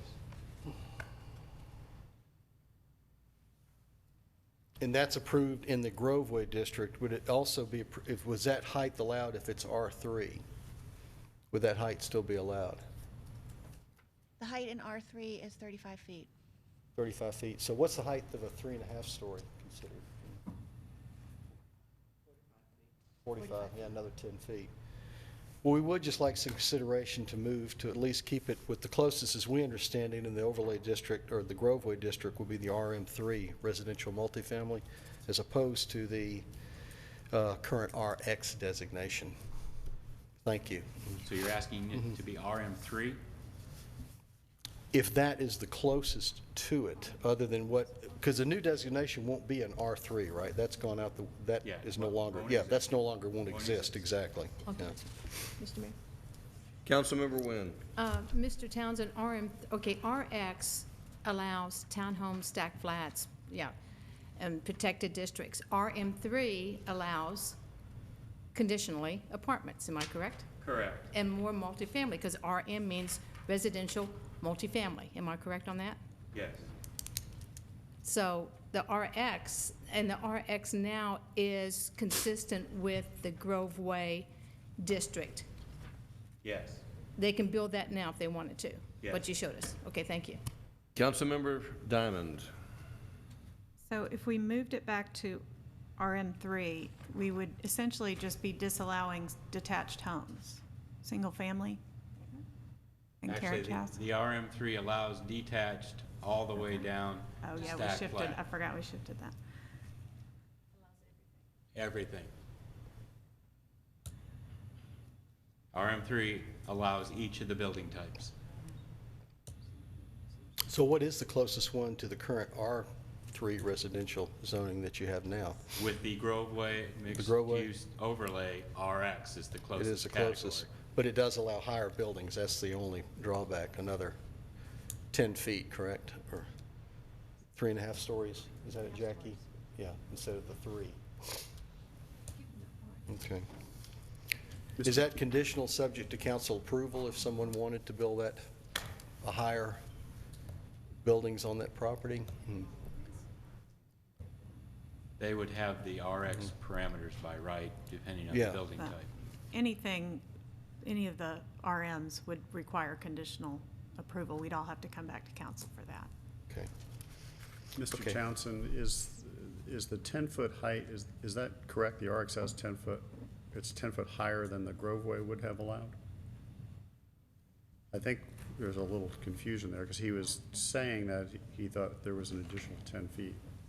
And I thought we had compared the two, and they were essentially the same for height and other. I'm sorry, what, Rich?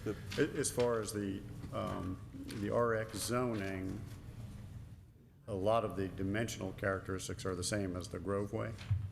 And what you were saying was you're actually getting 10 feet more height in RX. I just want to clarify what's correct. It may be the same height. We're looking Okay. at Groveway. I believe Groveway was three and a half stories in the neighborhood residential, which this property is covered by. And the other areas were allowed to go to 4 stories. Groveway was 40 feet.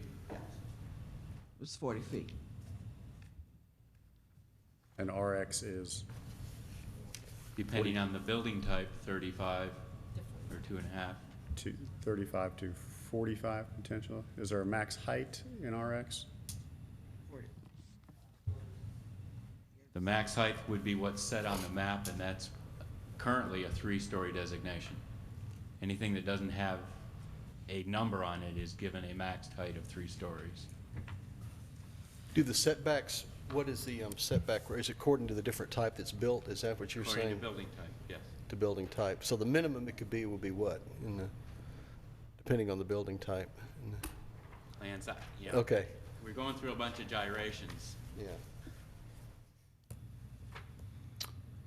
All right, thank you, Mayor and Council. Thank you, sir. Would anyone else wish to speak? Seeing no hand, yes, sir, come forward, please.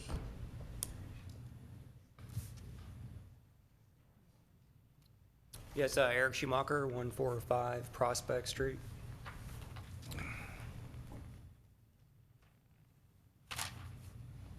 This is a mailing that many of us in Roswell received with our utility bill. I believe it was back in August.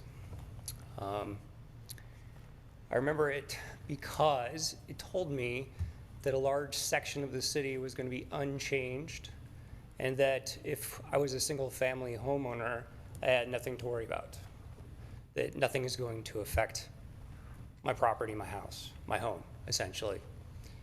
I'd like to understand at this point in time how we've gone about changing the entire city, right? So the areas that are in white here are marked as unchanged, but we are actually changing them now. And within the zoning code itself, we're also affecting each of those zoning categories as well. So I spoke at the last meeting where we talked about the code and how I wasn't able to build what I wanted to build under the UDC, but I could today. And, you know, after that meeting, you know, I had some interactions with Brad and staff, and it is in fact true. I would not be able to do certain things under the UDC as I am today. Even though this map is saying I'm unchanged, I know that we're changing some of our zoning categories in name, but as you can see on this mailing that went out to everybody, it says that the things in green are simply changing in name. So how have we gone from this to where we're at now without really communicating clearly to everybody in Roswell? I think it's an ethical issue. We might have a legal gray area here when we start talking about what does it mean to affect somebody's home. But ethically speaking, we've come a long way from not changing people's properties and affecting their property and their neighborhood to actually changing a lot of things that are going to affect how they use their property, what they can do on their property, what's being built around their property, etc. So I'd like to understand today how we can send this communication and not follow it up with, oh yeah, actually, We've had a lot of meetings since. We've changed our minds. You will be affected now. You know, I'm concerned because this communication basically prevented a lot of people from engaging on this project. You know, we've had a lot of meetings. There's been a lot of discussions. But in general, when you tell everybody explicitly that nothing is going to change, and it is changing, I think this is a big problem. So I'd like to hear from you, Jerry, about this ethical issue around not communicating to people that things are actually changing. On the topic of the civic zoning, I don't think the civic zoning is actually protecting some of our historic properties. I think we need to look at that. I've brought this up with Brad previously, but we've got some historic properties in town that have been marked as civic, but those are not in a protected class. So we either need to look at protecting civic and then giving an option to unprotect it when there are developments around those properties, or splitting them out and making a new class to protect those historic properties. Further, there aren't any districts on the UDC map itself. We talk about districts in the UDC code, but we haven't explicitly put them on the map. So people really don't know what could go up next to their home. There aren't any rules around, we can't put a nodes and corridor zone right next to a residential zone. So I believe that we need to talk about and put in the UDC some designation of where we're actually seeing those districts so that people can predict and make business choices around the properties they purchase and what's going to be happening in their neighborhoods. Without those districts, I think a lot of people are concerned that the property next door might go to something commercial when today it's more or less a residential neighborhood. Thank you. Thank you. You may have a seat. I'd first like to respond. Brad, go back over the list of how many public hearings we've had. I think the question was raised, did we communicate to the public what we're doing here tonight? And I think the record, if you look at the number of public hearings, it will reflect the lengthy efforts what this council has gone to be clear and transparent as what we're doing.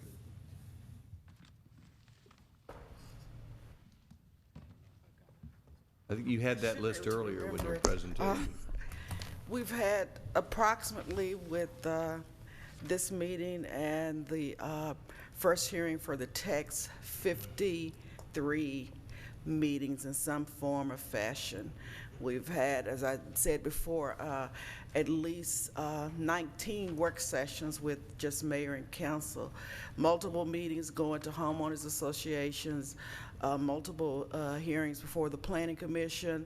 There are also a hearing before each and every board that we deal with that looks at anything from a land use standpoint. The notice that we had multiple notices that went out. We had a notice that went out to those property owners where, from staff's perspective, we were making any kind of but really drastic or significant change in their zoning. We had the utility bill inserts, and we've had a notice that we followed back up with those property owners in Parkway Village, and I believe there was another area, and then we mailed to each and every property owner. So we've tried to put out as many notices as possible and to have as many opportunities as possible for every property owner to have some input into the process. Councilman Price, do you have a specific question, not a general question? I was just going to ask if I could have a copy of that document that Mr. Schumacher had, and perhaps the rest of the council might want to have it too.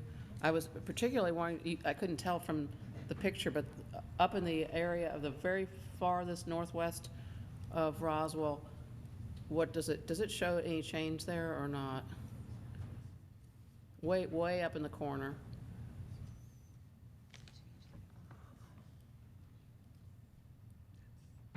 Anyway, it's kind of cut off there, so I can't read it. If somebody could make copies of that, that'd be great. Thank you. Be glad to. Does anyone else wish to speak or have any comments or questions?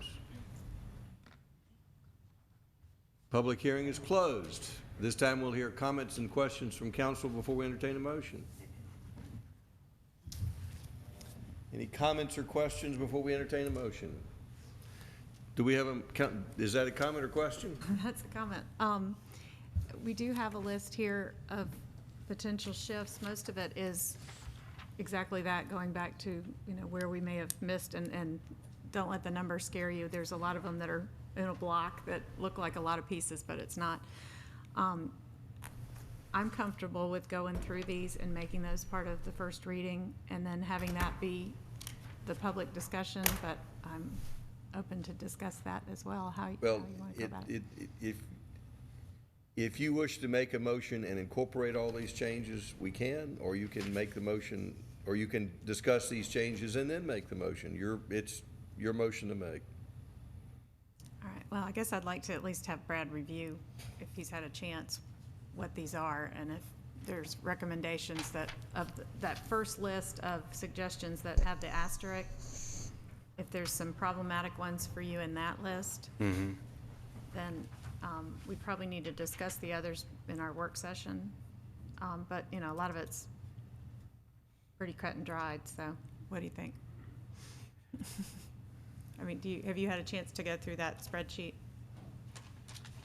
Preliminarily, Okay. I can't Well, say. and if that's the case, we can kind of go back on that. But I see a few in here that I know we talked about, and some of these are on this list you're showing right now, so maybe that's the way to go.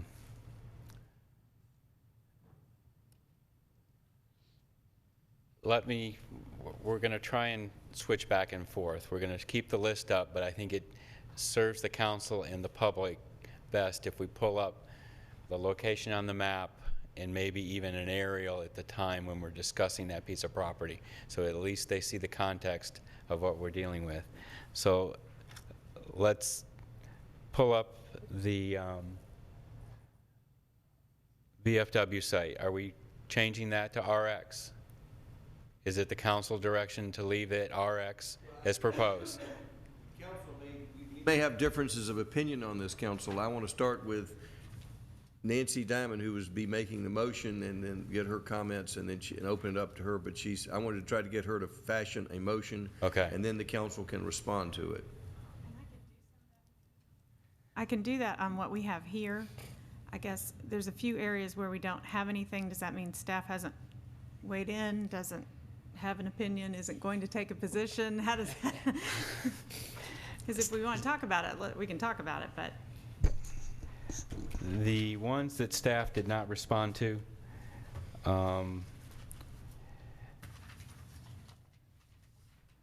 I think, Rich, this was our discussion of changing CH to CX. That's the north side. Councilmember Wynn. Mr. Townsend, I don't know if this is appropriate or not, but could you let us know who brought these changes to your attention? Okay. Sorry. The ones in yellow. Because it's in question. Okay. The ones in the blue area were bought by Councilman DiPolito in our preliminary discussions. We provided him with a 33,000 spreadsheet parcel, and he actually did some carving up and changing and really drilled down into it really tight. The one on the bottom, the purple, was discussed by Councilmember Price at our meeting of about 3.5 hours last Thursday. So those were the discussions. I had one on Hembry Road. Is that not reflected? I think that one is. Which one is that? I think that was one we had captured on the other one, but we can. What's the Brad, what are address the there? yellow ones? This one. The yellow ones were ones that council brought up in some manner related to we didn't resolve the VFW location. The land lot 68 was a John Bridges discussion. He brought that up. Sorry. That's not on the copy that they have, the yellow ones. The copy they have isn't yellow? Does not include the yellow ones. Oh. That's why I'm asking. Right, sorry. I brought them forward from prior discussions. I'm trying to track a few things. The other was the Goulding Place, and I think the second one was the one that was brought up by the gentleman at the text meeting that's north of the spur, next to Martin's Landing, next to the it was called the Hawthorne. He brought that one up. Then we had the Goulding discussion. The Caruths have been communicating with myself and Councilman Diamond about their issues. And I believe number 4 was John Bridges. He originally wanted ag, then he went back and we put RS-30 on those. So those were the 4 that I brought up there. Sorry you don't have that in front of you.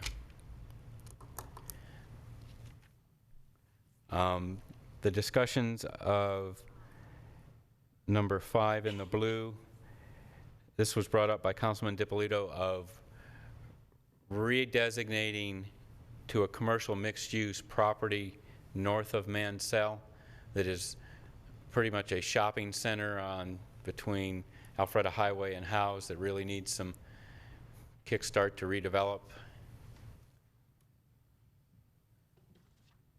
Jackie's showing you the current aerial.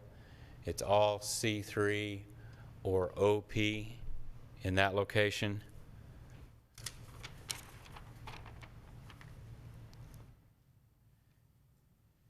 And what she's bringing up is the current map where we have it designated as CH with a 4-story designation. Councilman DiPolito is showing, or has proposed, that it would go to a CX, which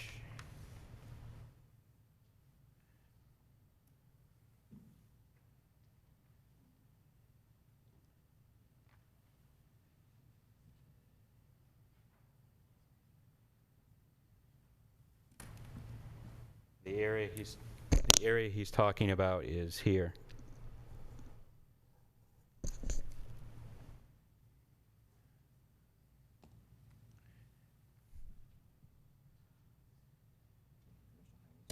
You have that location. You want me to put it back to the general map?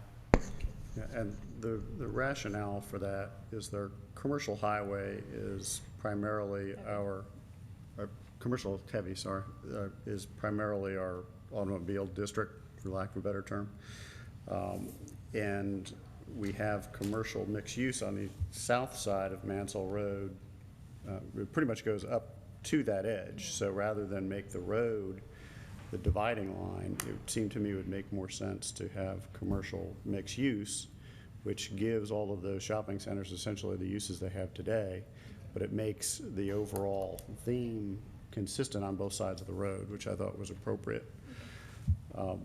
One thing that occurred, I made the adjustment on my spreadsheet after our conversation, is the corner of Howes Road and Howes Way. The hard corner there is currently OP, and on the north side you have office, then there's townhouses on another corner, there's a church on the other corner. So I was suggesting that since there's a blend of OP and C3 on that corner, make it NX, which would be a little bit more neighborhood friendly given the context. So that upper corner of, yep, that's it, thank you. But then we're dividing a parcel. No, it's not. It's actually 2 different parcels. Okay. That large square below what Brad just drew, that's the shopping center that's there. Okay. So if that was CX, then there's vacant land right now, and it's partially bounded by office zoning. It's got a house on It's it that a maintenance company uses, and it's back behind the Jackson Acura. Yeah, but it would make more sense for that, given the context, for that to be NX, which is still a mixed-use, commercial use, but it's at a less intense scale. Right.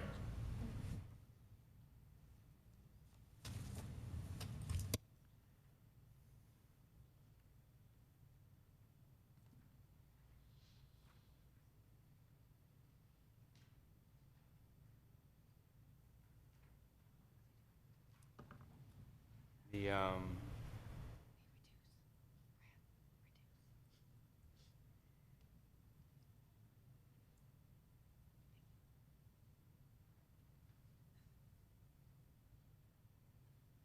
numbers 9 and 10 are on Marietta Highway 120. Currently an E2 designation. Staff has recommended they go to an RS9 to be consistent with the frontage on 120. We did reach out. It's mostly why the Inverness people are actually even here tonight. We reached out to their homeowners association and discussed this issue.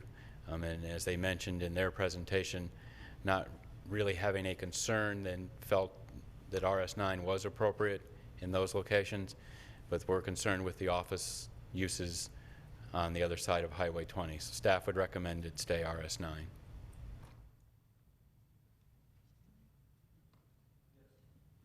This was my comment, so I'd like to comment on that.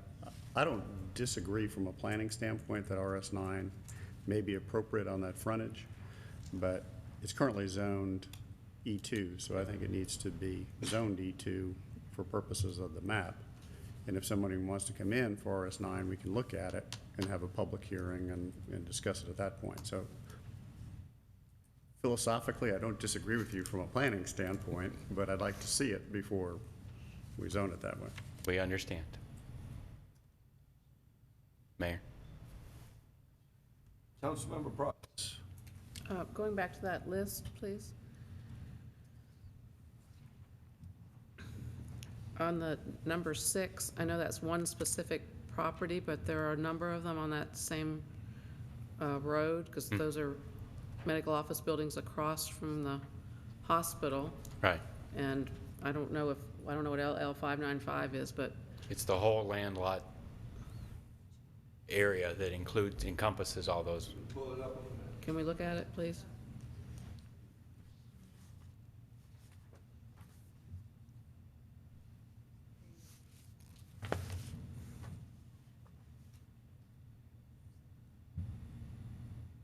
See, that's the whole land lot, so it's the OPs that are included in that, which we would make consistent to an OP designation. But just those? Yep, the ones that are in that land lot. Well, actually, the two that I'm concerned about are the two little vertical rectangles to the right of the OP, which had an OP conditional. No, they don't. They have an LIL. Well, it was office, it's a combination. I've got the sheet, I've got the letter that you sent me. Okay. So it did have an office designation. Can we pull up the current zoning on that? That is the current zoning map. Well, in any case, they're at the moment, they're medical office buildings, but they did have a light industrial office combination. It sounded like an odd combination. I was sort of surprised, but in any case, Would you request them all to go to OP? not necessarily, because I'm not sure what the uses are going to be on OP now. And gosh, right now I can put in an exotic dance place because it's adult businesses are zoned there. So why would I give that up? I don't know, ma'am. I mean, this is the absurdity of the whole thing. They're medical office buildings. We don't want to lose that. On the other hand, if somebody's going to come and bulldoze everything around it, we'd like to have the option to go with the flow. I don't want to give up any rights I have currently. And the letter said I wouldn't, but I know that if it goes to straight IL, which you're saying now it doesn't have to, but I haven't talked to everybody, that also owns it. And those other buildings along there, I don't know if they appreciate what may or may not be happening to them, and whether or not they want to express their concerns that, for instance, if their building burns down, it can't be utilized for their purpose that would now be non-conforming. So there are huge issues here. Maybe not everybody is interested in having it OP. Maybe they want an exotic. Well, dance. can I ask you a couple of questions? What is the property currently zoned? Well, I have a disagreement with Brad. I'm telling him what he said in the letter, and he's saying that's not it. So. Well, the letter may have been incorrect. The question is, not what did the letter say, but do we know what the property is currently How zoned? the many property in Roswell question? residents got letters that were incorrect? Couldn't ask, I could not tell you that. All I know is we've had meeting after meeting in which we have done our very best to get accurate information out. Can I tell you that it's 100% accurate? I didn't read every letter and I didn't double check it, so I couldn't answer that question. But on this specific piece, the question now is, what is it currently zoned? Not what the letter said, but what is it currently zoned? Are we talking these two pieces of property, Councilman Price? Well, there's several, yeah, several in the gray and several in the blue. Well, those in the blue appear to be zoned OP conditional, and those in the gray appear to be light industrial conditional. Correct. Is Right. that? I only got the letter, though, for the gray ones. Okay. So I'm trying now that we know what they are currently zoned, and how are they proposed to be zoned? Well, they're conditional, so there were some conditions on it. Are those conditions being carried forward? I have no idea. No, well, I understand you have no idea. I'm asking staff if they know. Well, I just expressed my concern, and I've been told it's been fixed. I don't know what being fixed means. I think the objective and directive from council is to make it what it has today. So if it was zoned conditionally, we're bringing forward conditions from 2000 to today and site plans that would approve those. So if it was prior to then, those conditions are not being brought forward.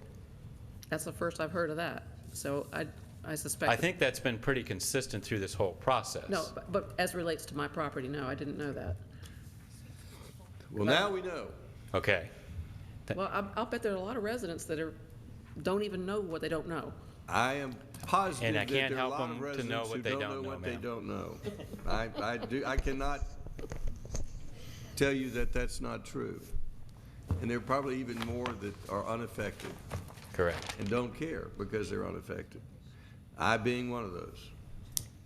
Can I ask a question? Yes.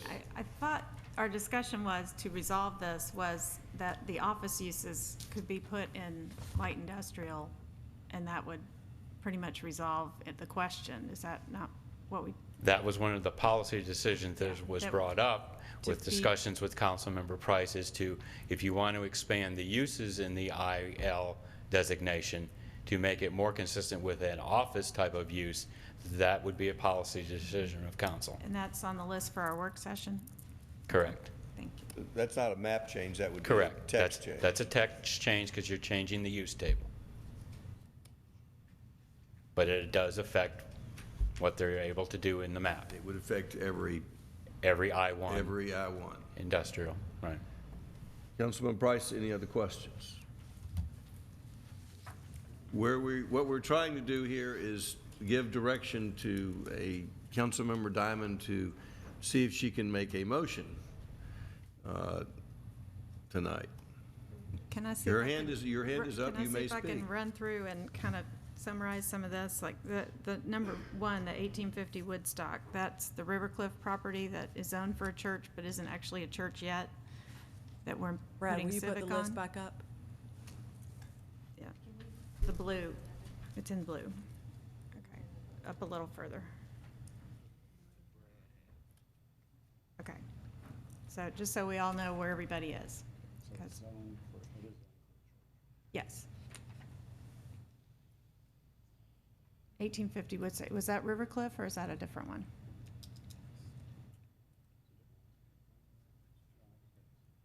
Oh, no, that's the one at Bowen and 92.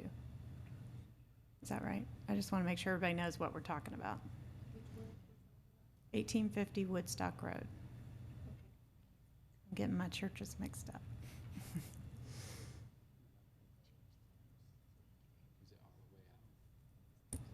Yeah, because we had one, which is out. I'm going to take a 5-minute break. Thank you. Okay. No, go to the, just shrink this.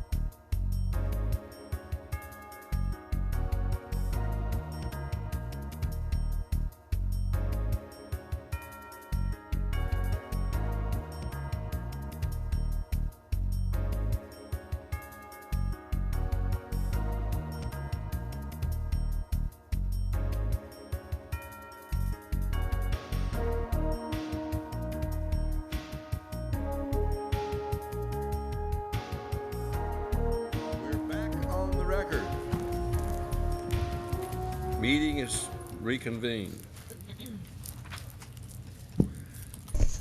Nancy, everyone is waiting on you. All right, I'm here. Okay, we have a section of parcels that is up on the screen. Hold on, and- let's wait up. Councilmember Price is not back in yet. I'm sure she'll be back momentarily.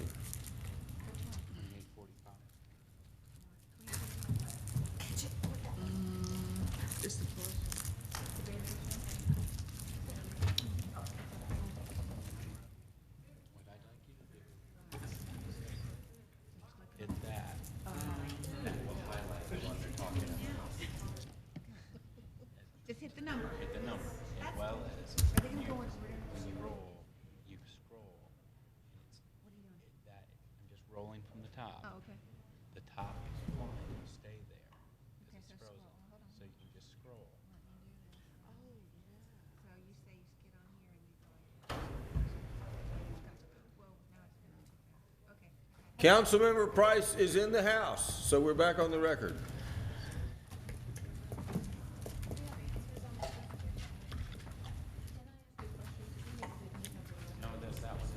If the council will go back on the record, turn your microphones back on. Okay. We are going to run through this list because while it's a big number, it's not a big number of different discussions. And hopefully I'd like to do as many of these on the first reading as we can so that we have that opportunity for people to respond as long as possible. And staff was looking up, I think, the underlying zoning on the first two items. If we don't have that, we can move on and work on the rest of them.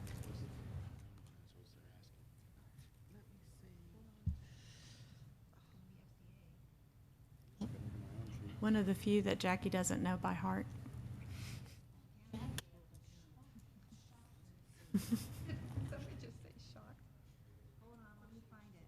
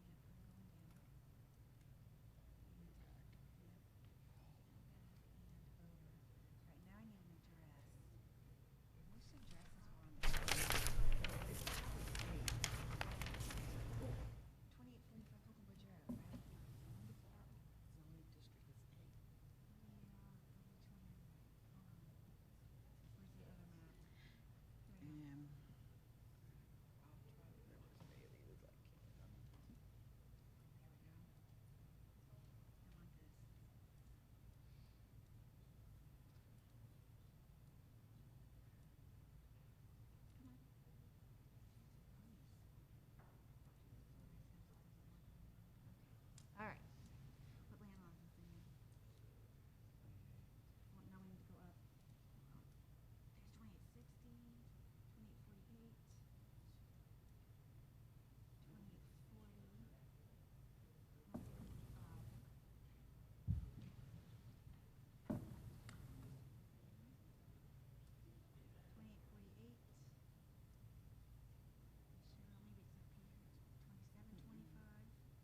No, see 2825, 2835. We're talking about these? We're talking about Tree Ridge Apartments? Can you get the PIN number? I'm trying.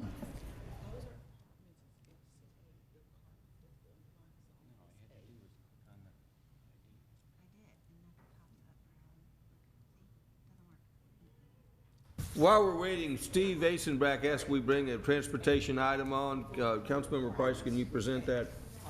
We're going to shift to a couple of these consent agenda items. Thank you, Bring the Mr. Mayor. transportation item forward.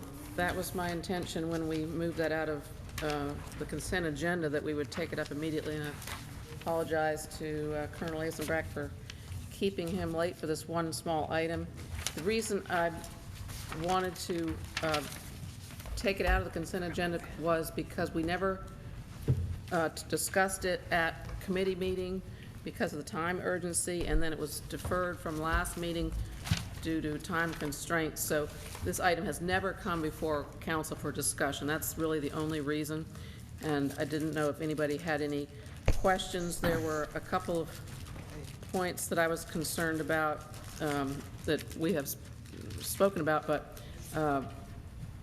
we've been pressed, it appears, by the National Park Service to take responsibility for some of these items, and I guess because of that, there'll be some financial responsibilities, which I guess will not be part of this, but will be a consideration in the future. So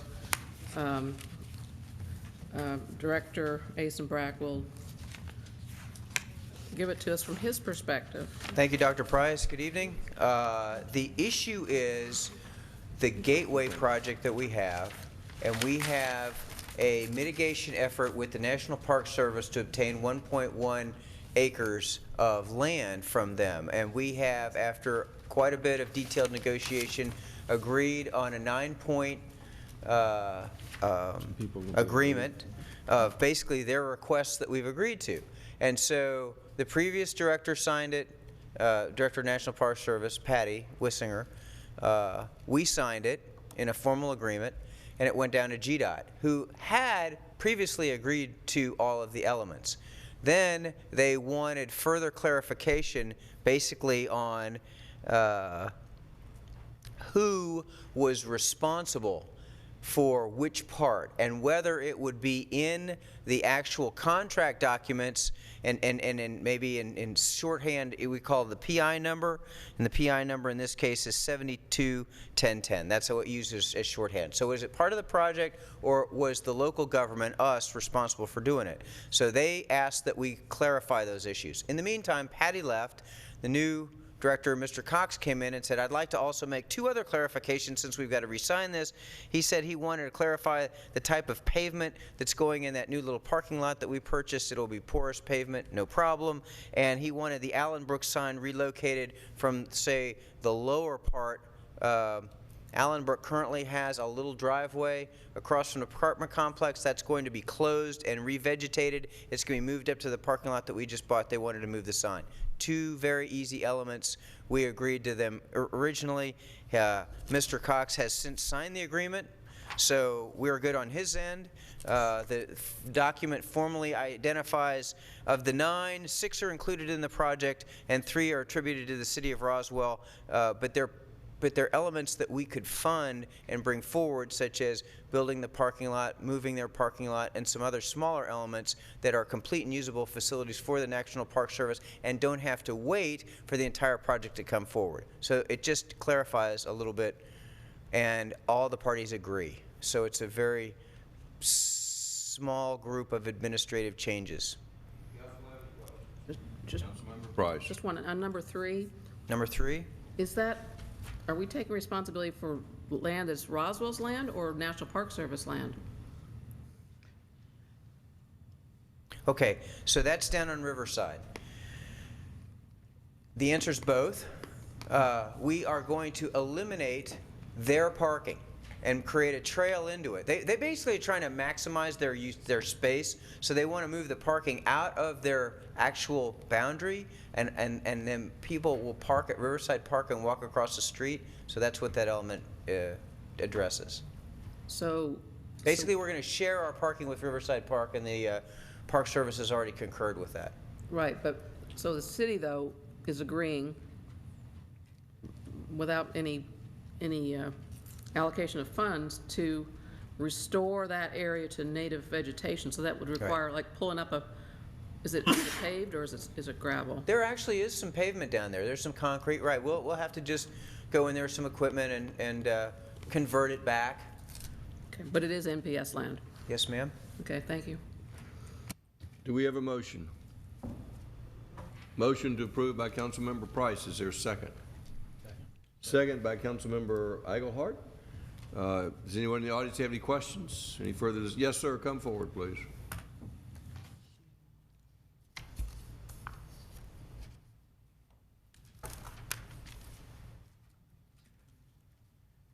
I'm Phil Lunny, and I live at 9460 Hillside Drive. I know this area well because there is no real path to go from the city park to that Vickery Creek, will that be improved? Yes.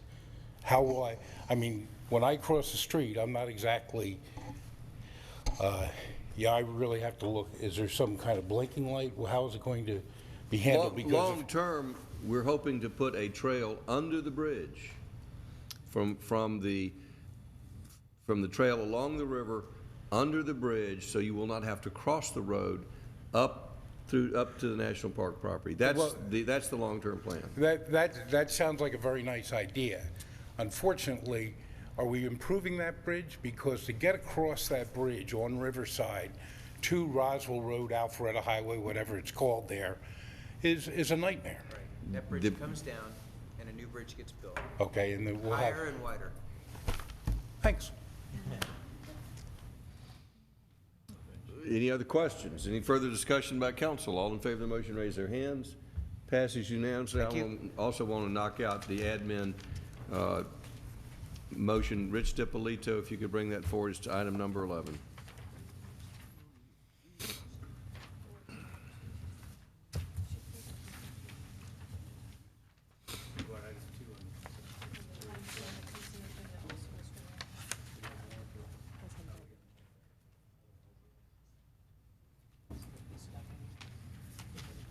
Actually, item 2 is Public Works Environmental. Is that what you're referring to? Number 11, admin finance, council liaison. On the Rich regular DiPolito. agenda? Yes. Oh, I'm sorry. I thought we were still on the consent agenda. I'm with you. This item is approval for the mayor and/or city administrator to sign a Georgia Municipal Association supplement lease agreement for 2 Horton Fire Rescue trucks in the amount of $333,516. And Mr. Lee will present this. Thank you, Councilmember DiPolito. Council, what I have before you tonight is a supplemental agreement to our master lease agreement with the Georgia Municipal Association. This agreement will authorize the purchase of 2 Horton rescue trucks for a price not to exceed of $333,516. I think in your package it indicates that it is a it's a 2014 chassis. It's actually a 2013 chassis due to the model changeover. And the lease term will be for 7 years with a rate of 1.8%, with an annual payment estimated at $50,233. And the total interest for the lease will be $18,112. It's an amazing rate. Do we have a motion? I do have a question. Mr. Lee, would we have the ability to pay this lease off early if we wish to? Yes, sir. We can pay it off early if we choose to. Okay, thank you. I move to approve. Motion for approval by Councilmember DiPolito. Is there a second? Second by Councilmember Wynn. Does anyone in the audience have any questions or comments? Any further discussion by council? All. Goes to Mr. Lee for finding a 1.8% interest rate. Thank you so much. All in favor of the motion, raise their hands. Passes unanimously. Thank you. We'll get back to the main item. Kay says we've got some homeowners here on item number 6 under Environmental Public Works. We'll see if we can knock that out. Kent. I tried to tell them it's going to be a while, but thank you for letting us go forward. This is the approval of the Charleston Oaks Homeowners Association application through the Lakes and Ponds Partnership for funding in the amount of $22,500 on an approval of the budget amendment to go along with that. Also in the book it says it would have, now I can't find it, Soil Erosion Fund will consider, and we did that earlier today. Soil and Erosion Fund Committee approved this as well. So do we have a motion? Oh, good. Thanks. Well, so I move to approve. Second. Motion and a second. Anyone in the audience have any questions or comments? Best sit down. Any further discussion by council? All in favor of the motion, raise their hands. Passes unanimously. You can stick around. If we'll go back to the, I think we can knock these other ones out pretty quickly. Because then we can let Stu. Ken, if you'll proceed, number 2 on consent. All right, number 2 on consent is to the TV fees for recycling, a fee increase for non-residents for bringing TVs to recycling center.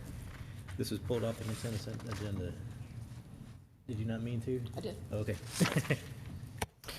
Yes, sir, thank you. The vendor that we sell televisions to and all of our electronics has given us notice that beginning February 1, they will change the way that they charge for for television sets from a $10 unit cost to 30 cents a pound. And based on our average weights and so forth, our average cost will be $19.70. And so we have, staff has proposed to increase the fee for non-Roswell residents to $20 per television set. As you know, Roswell residents do not pay any fee for any of the specialty recycling items at the center. And I'll be glad to take any questions. Any questions? Do we have a motion? I hope we have a question then. Hopefully there's a question. I'm sorry, I know you're expecting like a great question. It's not. It was. No, I wasn't expecting a great question. Well, I was expecting it to be greater at the time, but now it pales in comparison to these other weighty matters. But I really just was kind of wanting an update on our non-city fees and other arrangements with those cities. I'm just curious. I know the whole time I've been on council, we've talked about getting agreements with the other cities to shoulder some of the costs that we outlay to run the recycling center.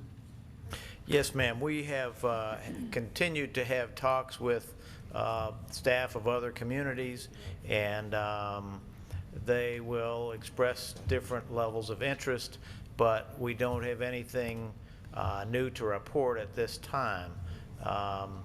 That is part of Janet's action plan for the coming year to try to lock down any specific details that would make a difference in those arrangements. But I wish I could report that we had an arrangement, but what we believe, the approach that we have been taking is that this general approach of providing boutique type services will be the most likely to engage other communities, because we have many non-residents of Roswell that like to take advantage of the electronics, of the shredding. We don't allow them to use the shredding, but so those sorts of specialized services would be a big advantage, but I don't have anything new to report, I'm afraid. We've had those discussions since I've been on the council. Someday. Thank you.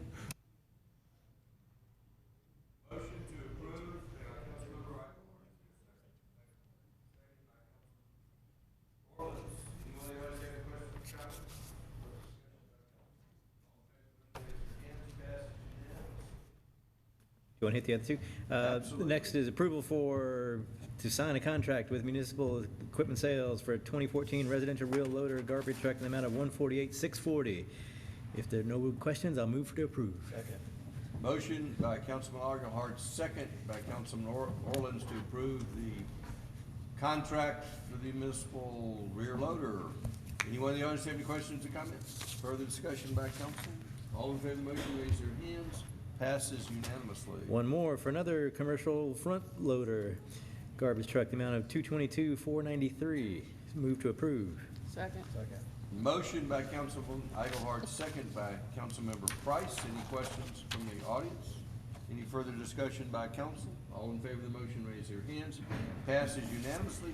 And while we're giving people a break, we're going to call liaison to the Recreation Park.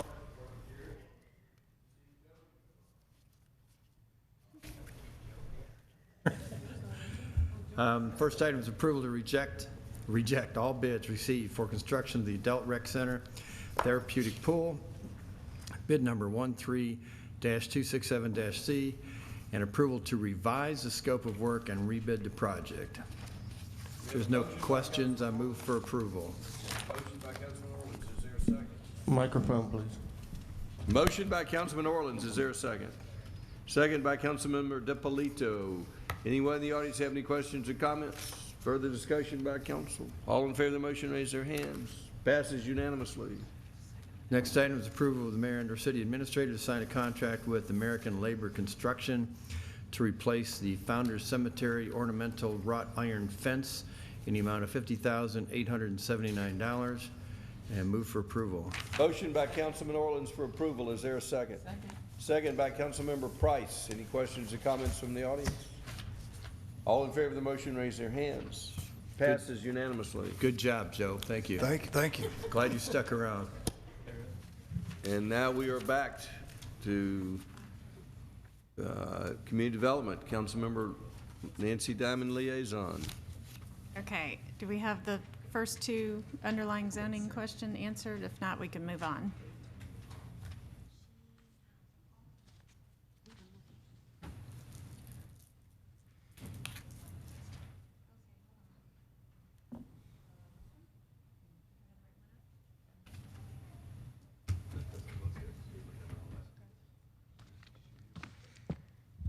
Okay. The first item, which is 2845 Holcomb Bridge Road, the UDC proposal is a CC. The existing zone is an FCA, and under Fulton County, the property was zoned A for apartments.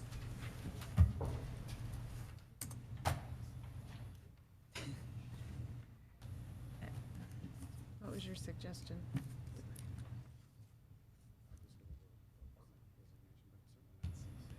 Okay. And the second one? The second one is 87330 Nesbitt Ferry Road.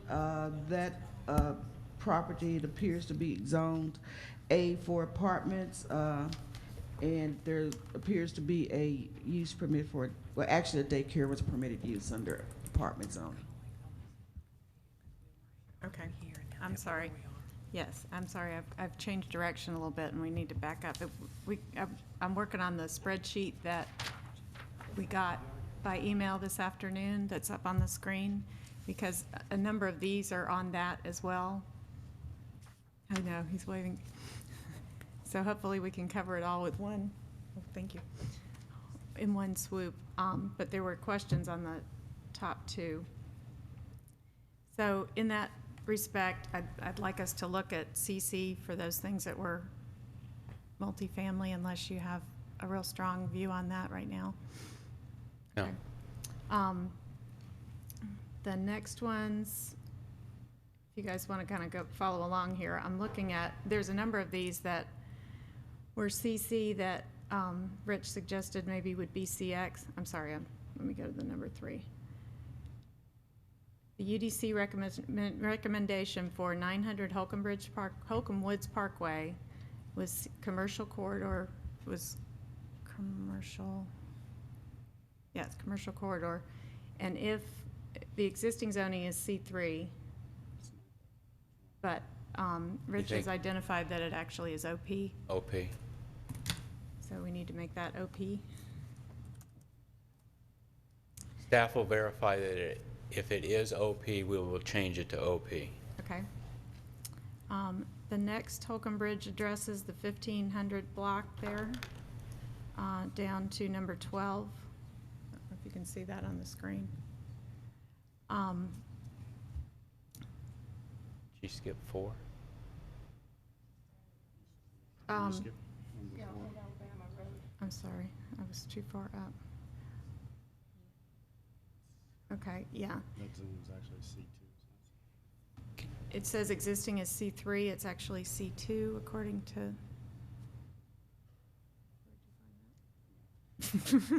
I want to cite your sources correctly here. Unless I misread the zone. Let's kind of clarify this. Rich, where you've had an asterisk column, let's put council's direction, and that's the way you could make the motion. Yeah, I'd like to do that. I'd just like to Okay. kind of clarify. I've got my own little column going to So do Jackie, that. where he has an asterisk on the first one, My goal here is to make a motion to include the asterisk properties Right. in the first reading, but I'd like to run through them in CC. case anybody has a big issue with any of them, and, you know, rather than make a motion you're not clear on. So we've put CC in the first one.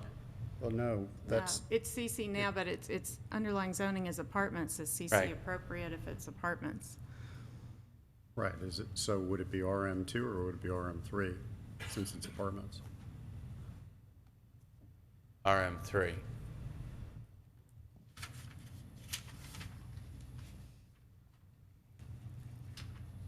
Okay. And that's the daycare, right?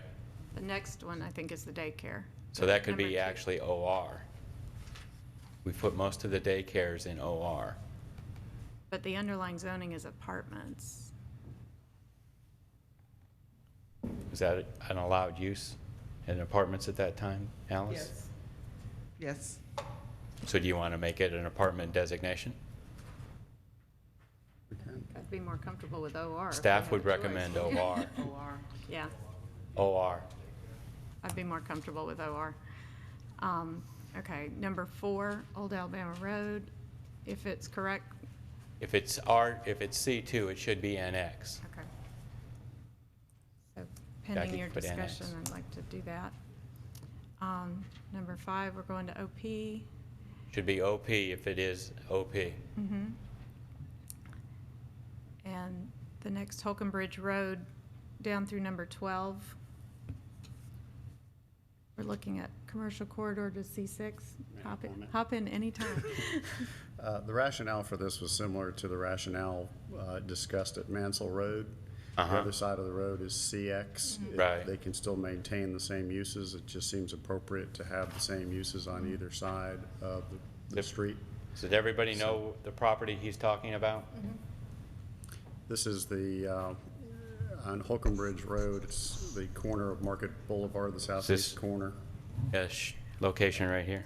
It has Chase Bank on the corner. CC's Hol- Pizza, LA Fitness. Yeah.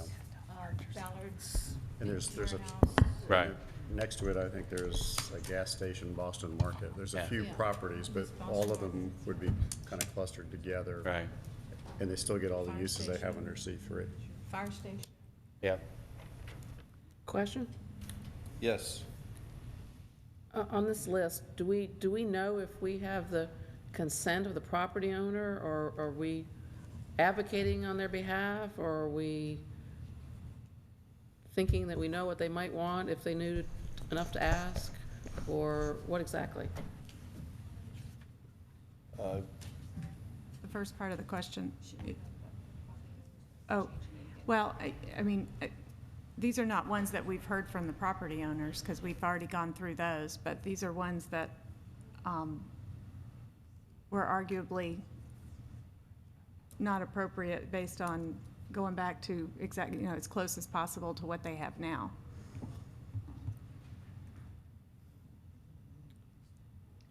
So what if the property owner saw it and liked it and thinks that's where we're going with it, and now we're changing it? Well, I think it's more of a council decision of not giving extra rights on a property. They may want to go further, as the comp plan map suggestion originally was, but I think our policy decision has been to get as close as possible to the actual existing on-the-ground zoning. The rights of the property owner would be, they could appear between now and the second reading. After the second reading, they could come back to this council and say, please return me to this previous zoning, and that would have to be a rezoning petition, but a map change, so they can, but the property owner, if they simply don't hear from them, we're going to try to keep their property zoned as close to what it is now as this council can fashion. So this list we're looking at, we're now cutting back on what they can do with the property. That would be this council's decision. I think we're not cutting back on what they can do with their property from what they currently can do, Right. but it may be a cutback from what was the initial draft. Yes. Or the last draft before it came to this vote. There were so many drafts, it's hard to say what's initial. Yeah, no, it's pretty much been consistent. I think these properties have been, initially it was brought out based on the comp plan, what do you think is closest for staff to determine as land planners? And we've since come back to a more conservative view of as close to possible as what their existing rights are. And this is an attempt to make sure we're as close as possible as we can. So none of these include an expansion of their current? No, most of them, I would allowed. say, are coming back from that. Okay, thank you. Yeah. So number from, 6 From what I through- recall, virtually all of these were really scaling back because they were given too many additional rights, in my opinion. Okay. So 6 through 12, we'll put CX. 13, 14 are OP.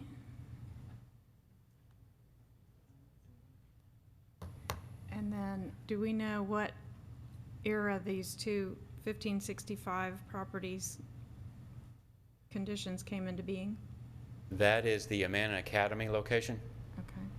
That you'll actually be seen as a new conditional use for a school.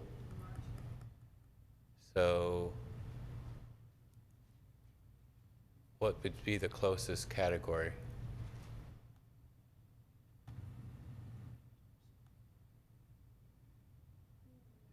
OP for the next two, Jackie. I thought I said them again. We did that earlier, I think.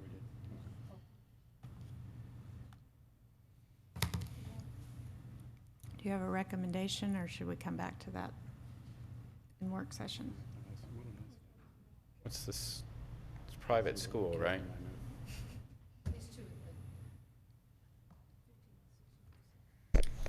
Is suggesting changing it to RX, the 15 and 16.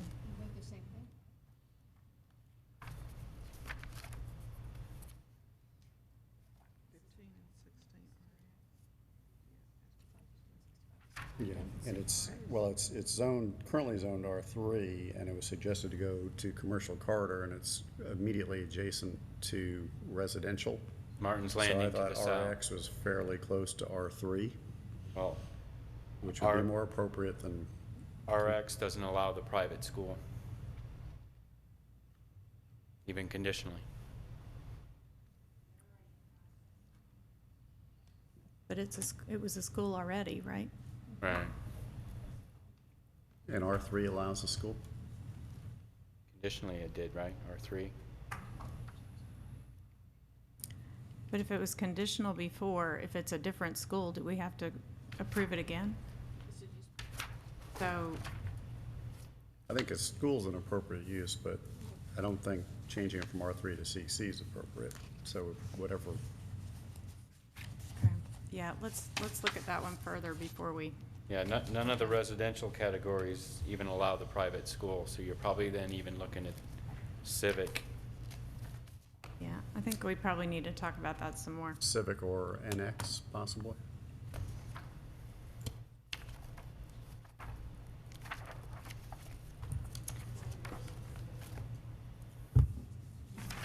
Let's go down to 17. Annex doesn't allow this private school. Councilmember Price has a question. Okay. Privilege. We have never seen this before, and these are major changes on numerous properties. I can't believe we're going to do this on the fly without any opportunity for us to look at these things in great detail. I just want to state that for the record. It's impossible to know what we're doing here. And I'm fine to go do this in a work session. My effort was to get it on the first reading for the record, so people would see it, to be able to react to it for a longer thing. As we go into here, I think there's some that are, there's quite a few that are pretty obvious. You know, if it was OP, we're leaving it OP. For the record, these changes were presented to Councilmember Diamond very recently, today. Today. That was council's privilege to make amendments at the first reading and at the second reading. So if the council members wish to criticize Councilmember Diamond for making changes at the last minute, they should get their changes to Councilmember Diamond earlier. I'm not criticizing anyone because I think all of this input is good. The council will have a chance to vote against it tonight if they haven't had time to review it. They'll have a chance to review it before the next reading. If we believe that there is a lot of things to resolve, we'll have a work session. But I believe the only way to move this ordinance forward has been proven to be put it on the calendar and take a vote. So I support Councilmember Diamond moving forward with this. And Councilmember Price, I totally agree with you on the majority of these. There's quite a few down as we go further that I'm not even going to attempt to address tonight, but the ones with the asterisks, in large measure, are fairly obvious changes. But if that's not the pleasure of the council, we can certainly. Well, there would have to talk be a about it. motion to defer, but at this point in time, we're moving forward discussion. Okay. Number 17 Yes. was discussed a little bit earlier. Staff would recommend the NX designation. That's the property that has the landscaping business behind the Acura. Number 18. And, you know, as we've come down the street, we were trying to kind of make a commercial heavy, more Right. intense on the north end, and then come down to CX and then come down to Shopfront. Right. So where that line is the only question. And Right. if you make it on the north side of Mansell, then you're adding these properties into that category. If you make Mansell the dividing line, then you're splitting the street south and north. So I'm comfortable moving the north side to match the south side of Mansell Road, which is what I believe. So that's 18 number 18 to number 23 to go to CX, correct? Mhm.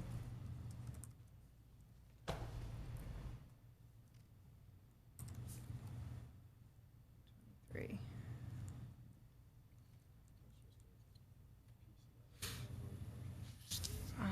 Yeah, Yes. 24 is a piece of the other one that we just Right. did that was NX. NX.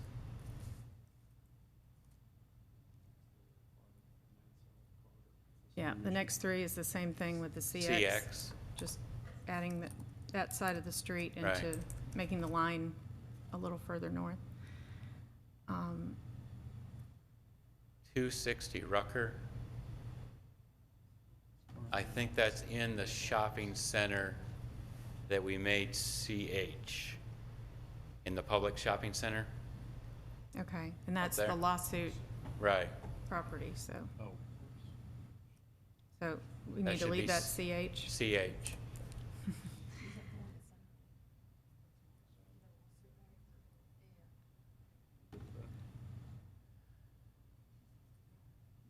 This is the What's- hospital. It's OCMS. We have put a CH, commercial heavy. OP would be also fine. Either one of those designations is fine for the OCMS. This particular parcel is the medical office buildings associated with the hospital. The Okay. hospital is actually a couple lower, but I think regardless, it's probably appropriate for it to be OP. office, since it is in the OCMS district. Okay. So that one will be an OP.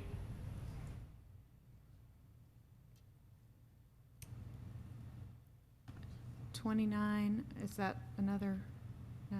1010 Mansell.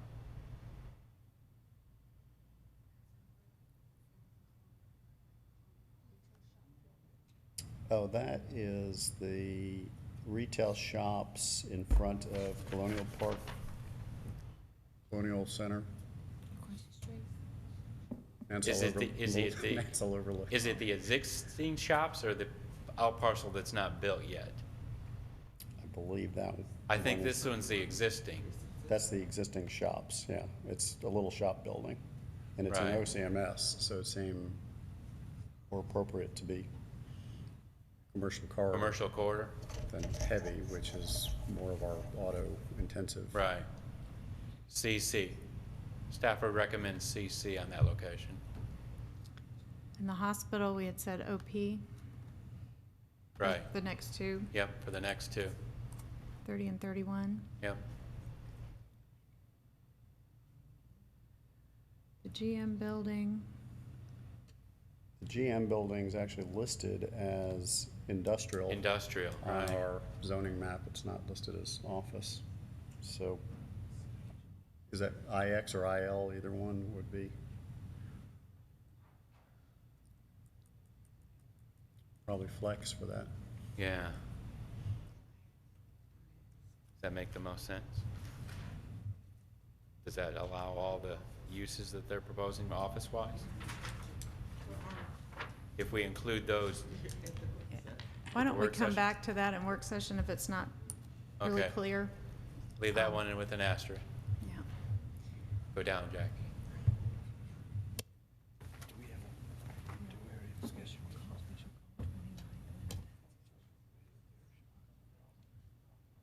And I'm not sure 33 doesn't require a little more discussion, too.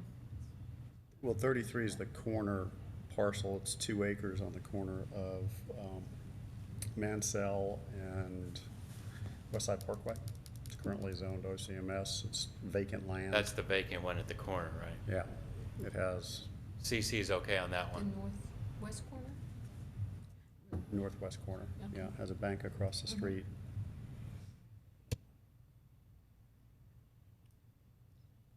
So CC.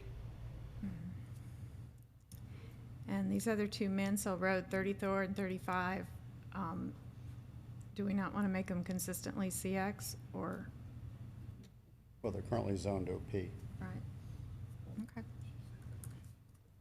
We'll keep it the same. And then 36, the same thing. So leave those two OP I think there's 3. or CX? Yeah, all 3 of those, the next 3 are currently zoned OP. OP, 34, 35, and 36 are OP. Let's leave them OP. okay. Some of these we may need to have more discussion if we're looking at the annex stuff. Why don't we wait on those? There's a big chunk in the Marketplace, Grimes Bridge area. That is C2 presently.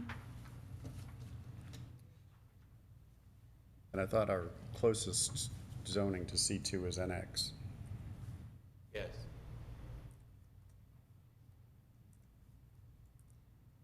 So for those C2s, would that be appropriate for that to be NX rather than CX? What about Marketplace? Is number 37, Jackie, is 8750? What was 30? I have that where we're waiting to look at that further. That's AG1? Brad, for the annex ones, Nancy was saying, why don't we just come back to those once we have more information on them? Yeah, I don't want to. That one is AG1, we know. The next one is Eller, so we know what that one is. So those could all be NX, correct? And there's zone MIX in Fulton County, that property was. So they're zone mixed, if we have a neighborhood mixed. Is that a yes or a no? Yeah, let's go back do you- and review that and come up with a recommendation Yeah. with some Okay, background with it. and so we'll leave the follow. asterisk there. So we're down to 46. Actually, yeah, so 46 through,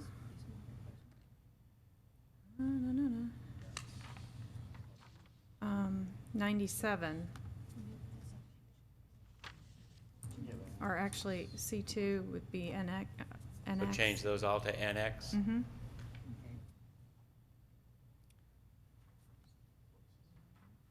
Just go back down to 97, Jackie, then we'll know. Just roll.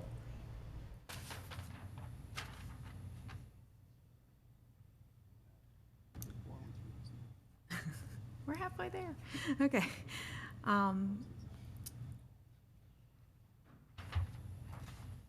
98, does that mean you changed your mind on recommending a change there?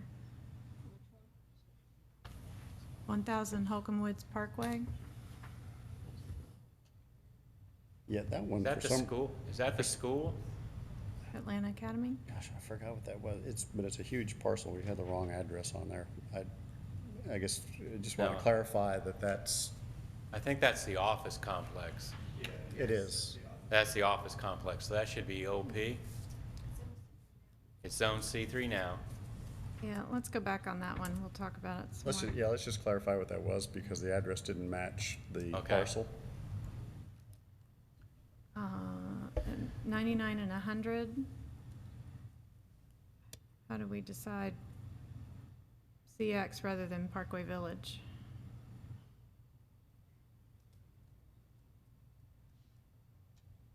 Well, it's currently zoned OI.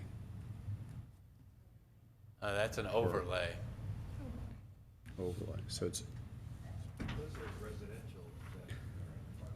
I think those were, just look at those two if you would. I think they Okay. are currently in Parkway Village. Okay. And I was just suggesting rather than zone them to CX, leave them as Parkway Village. Parkway Village. All right. But just take a look at that and see if you agree. Okay.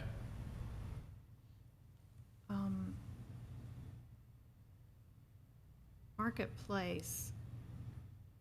All of this stuff is zoned office. The next bunch is all office, and I was just suggesting leave it all office. Leave it office. Oh, yeah, Becky just noted the 102 is actually an assisted living facility. We could leave it office. Is that what we're zoning office to, OR? I mean, assisted living to OR? Isn't it? We, think so. do we put most of the assisted livings in OR? Yeah.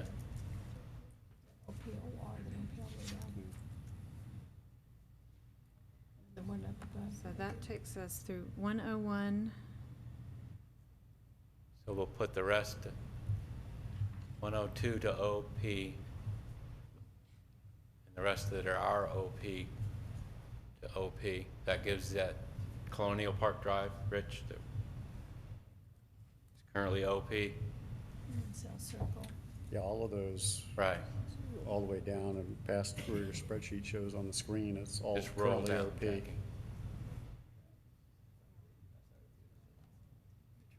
All you gotta do is, no, don't do that. Undo. Just roll. Yeah. You just click on the one cell, Jackie.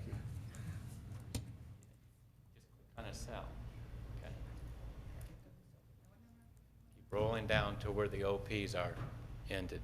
Whoa, go back, go down. This one that said overlay on it. It stops it. Number 149. Oh,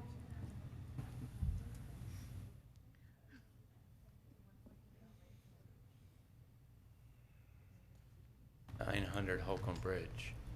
I have a description. I don't know why the description says overlay, but Never mind it's then. zoned Okay. OP. go ahead. Okay.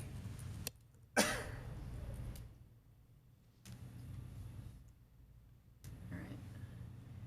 We'll check that one. Just leave an asterisk there. Yep. And the OPs, we're leaving the OPs, look to go down to Yes. 176. 75 should be an OP.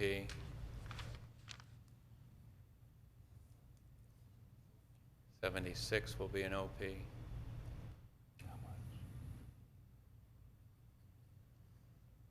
So now we're at 109 River Mill.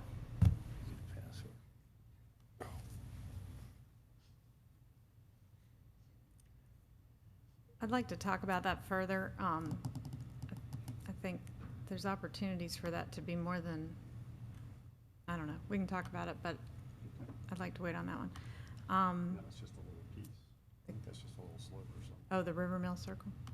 Yeah, that's only a, Okay, so if we can make sure that's consistent with the other pieces in Okay. that property. 1002 Canton Street, number 178. that is the cat clinic, Okay. and everything around it zoned DH. Can we look at that one and see And I why we think- came to that? DH is probably more consistent. I'd like to look at that because we're kind of looking at block by block. Yeah, that's but fine. yeah. Yeah. Okay. That's why I'm bringing it up. Yeah.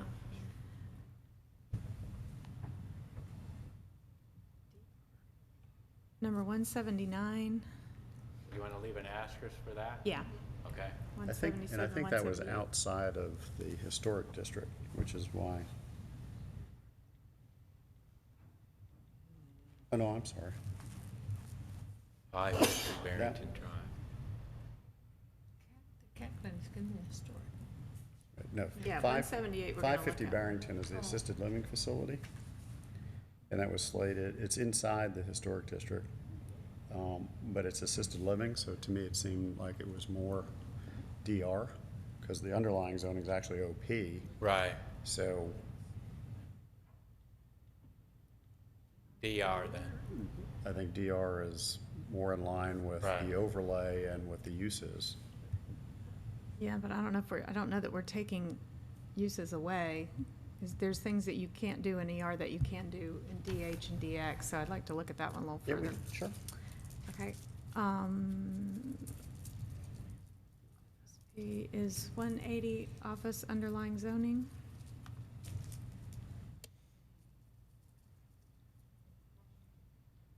Or do we want to look at that later?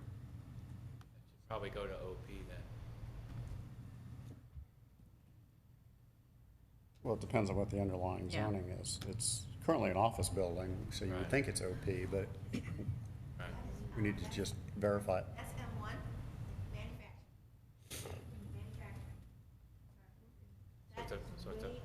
So it's a manufacturing building?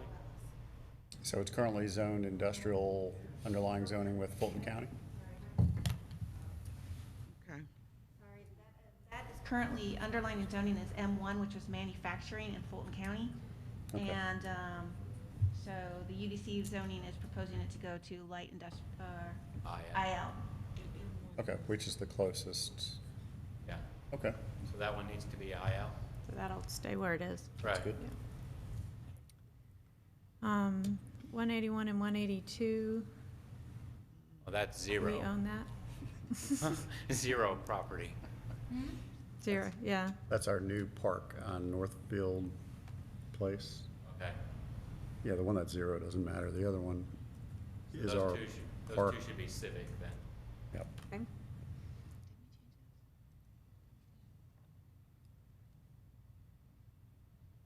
$183 Old Roswell Road, is that a continuation of the Mansell?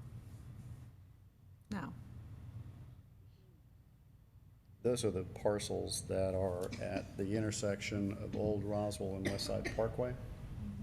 They're currently zoned C3. We're proposing to change them to industrial.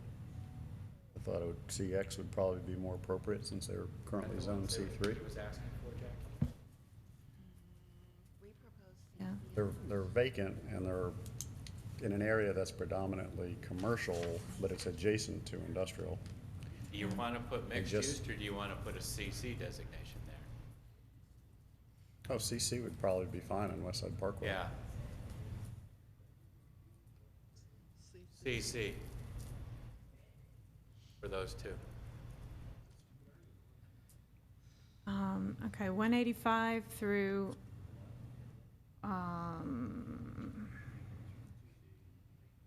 195 are OP, staying OP.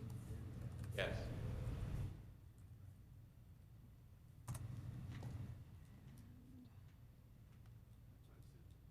$198. We have as NX, it looks like it's a conservation strip of ours. Can we just check on that? Okay. 196 and 197 we talked about earlier. Yeah. I believe we decided to change those to OP. Yeah, I think we actually went down to 205 on that. That's the one Inverness has brought up, right? Right.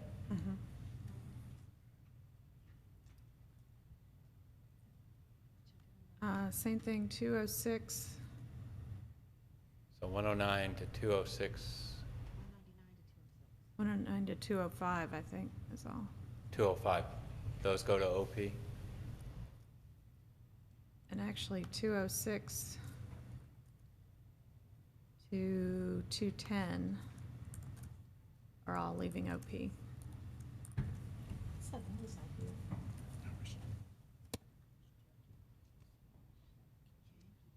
I'm writing it down.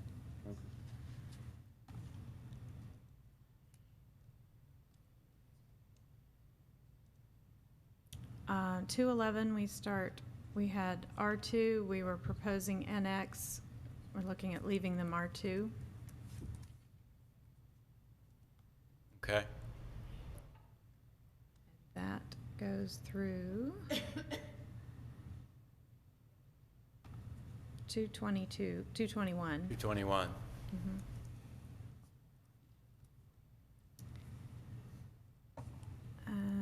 Tell me about your Rucker Road. Is that part of that? Not part of the shopping center, it's on the Yeah, other side. that's on the other side of the road. It's on the street. south side. It's a daycare. So it's clearly not R2.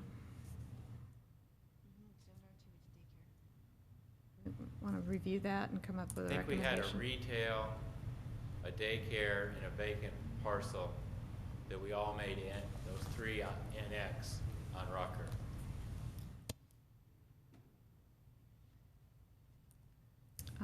Yeah, let's look at that again. Okay. And 223, let's look at that again, and we can come back with that. That's the assisted living. That's Chambrel. Chambrel. Yeah, Chambrel is, in my mind, it's just like St. George. St. Okay. George, we made RX.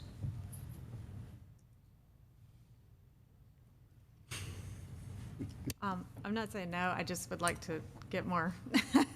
Just trying to be consistent. Yeah, okay.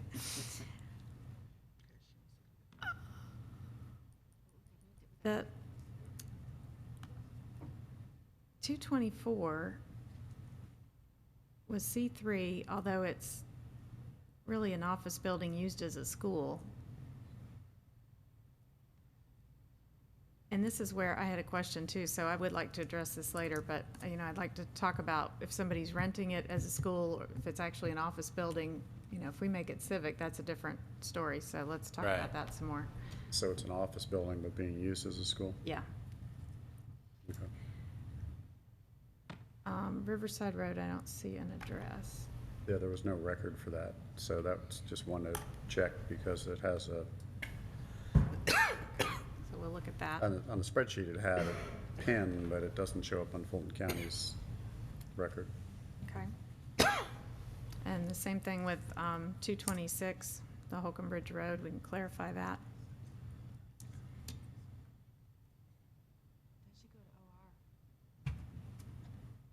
The church, 1850 Woodstock Road, this is, That should be civic. okay, That's a church. all right. In 228, the Heritage Townhouses,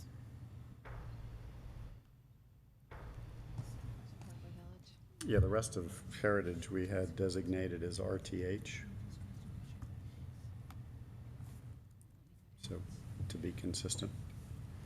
okay.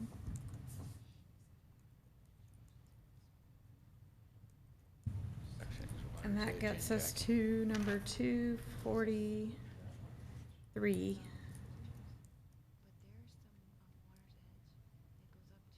Crossville Road. I'd like to get an address on that so we can clarify that. Number 244. 245, 246, if we can clarify those.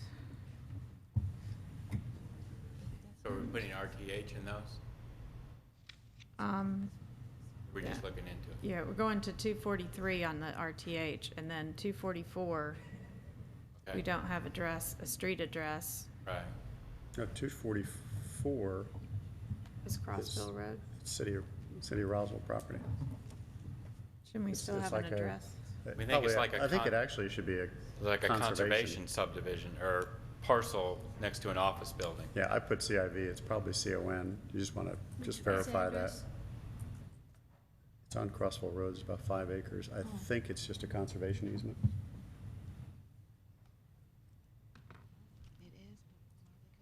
Con.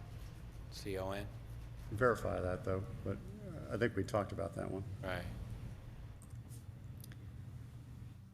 All right. 247, 1100 Hembry Road is existing townhouses. That not be RTH? There's those ones you can see from Holcomb Bridge, right there. 111 Hembry? 1100. 1100 Hembry? That's a Habitat? Oh. Yeah, let's check on that one.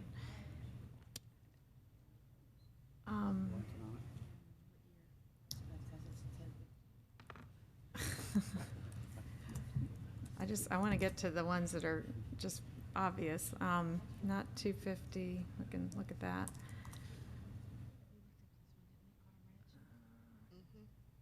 In UP.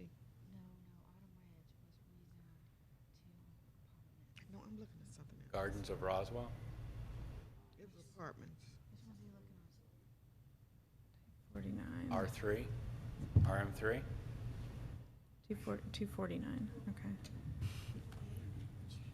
And 249 is an assisted living facility. I don't know what the underlying zoning is. We have it. We have it. Which one is that? Yeah. 49? We can look that up, but it's OP would work. Yeah, let's check on that. Number 251, the 410, the 400 block of Old Holcomb Bridge Road. It's presently R3.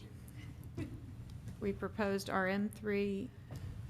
Is it already existing townhomes? There's 4 townhouses. I believe they're townhouses on Old Holcomb Bridge Road as you Oh, that's what I enter thought you were Old talking Holcomb about, Bridge on the the left. Habitat. Yeah, that's not the Habitat townhomes? I don't know what they are.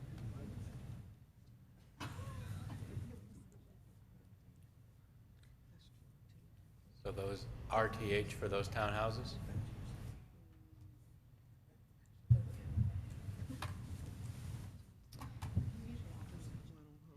And then Maxwell Road. Yeah, let's talk about those. Well, 254, I mean, you've got 1.3 acres. Yeah, that can't be right. That can't be an individual townhouse. Yeah, let's look at that block Yeah. again, just to be sure. Put an Yeah, that's asterisk. fine.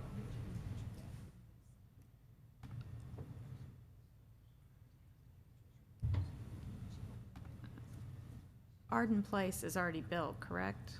Yes. And how do we arrive at RS4? In UP. Smallest lot size being over 4,000 square feet. I think they're But all. no- But they're not all of the existing ones exceeding 6,000 square feet. They are all over 6, except for one, I think, is 3 1,000ths of an acre short of being 6,000 feet, which could easily be a surveying error.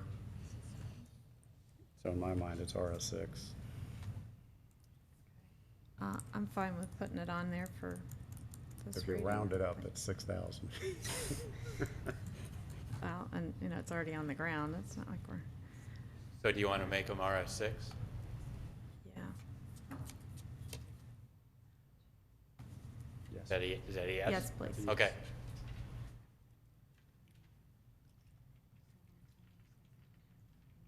You don't need the dash, Jack. That's all right. You go down, Through 283. right.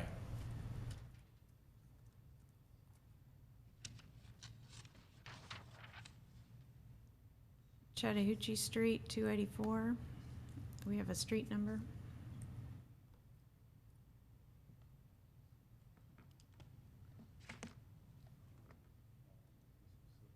We'll check on that one. Yeah, let's check on that, because if it's You know- 1.9 acres, I'm not sure where Yeah. RS9 comes into play. Or 6 either. 285 Sherburne Drive, RS9. Is that the same thing? Or, well, it was Fulton County annexed.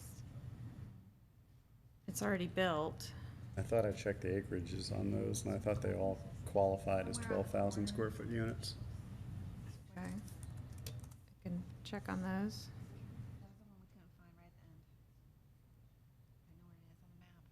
You think most of them are over 12, Rich? I'm fairly certain.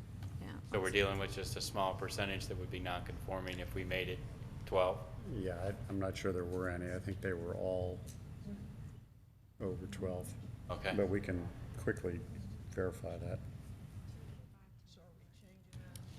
We're checking to make sure they're all over 12.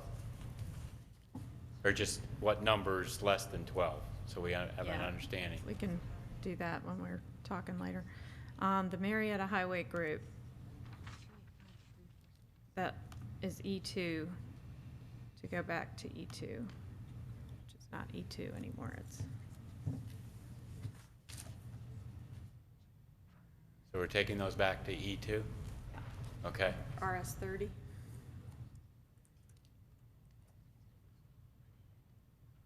RS 30.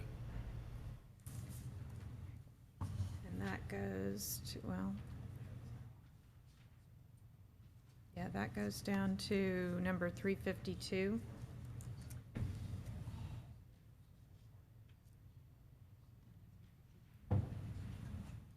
And then we have the same thing, R1, leaving it R1, or going to RS 18, Okay. down to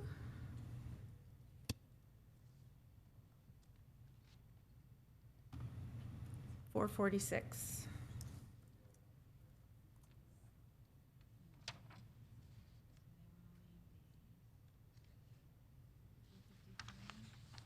RS 18. All the R1s, RS 18. To what number?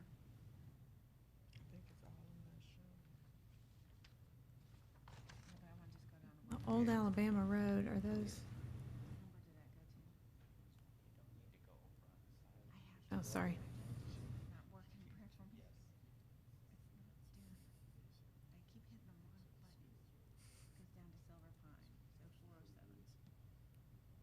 Yep, so we keep, You want the Eves Road ones to go to RS 18 too? what number is that? Oh, yes. Yeah, the R1, straight R1, so down to 446. 46? Mm-hmm. Okay.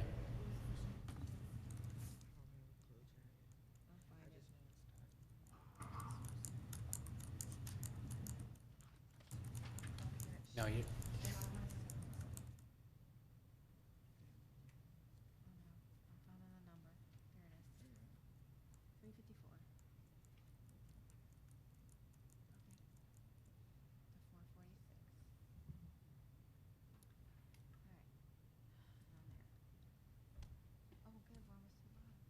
I think at that point I will stop, so we can go back and make sure, and we can start answering questions once we have a chance to review it. Are you close to a motion? I am. Do you want me to start? Everyone's attention, we can have a motion. Everybody wake up. Okay. I think I did.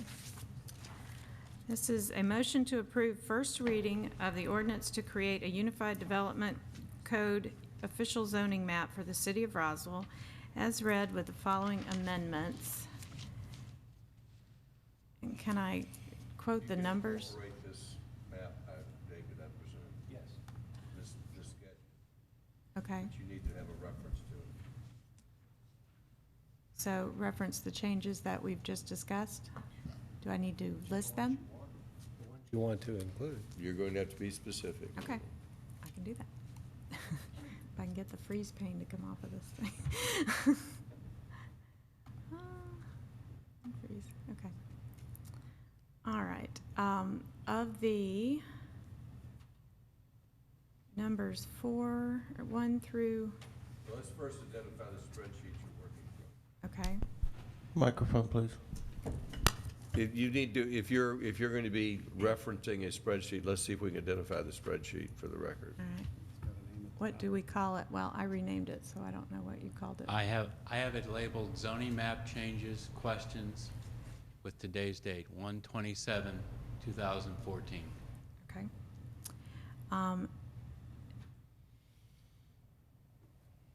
I'd like to add to the motion amendments 1 through 446, but for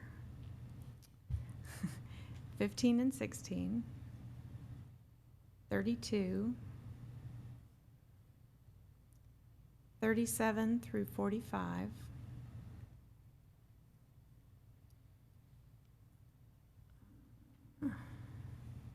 98, 99, 100,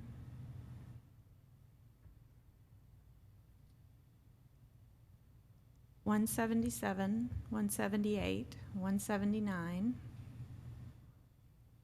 198,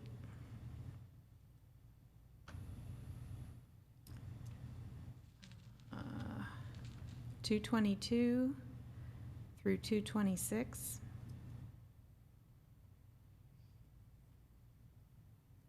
244 through 256, 284, 285,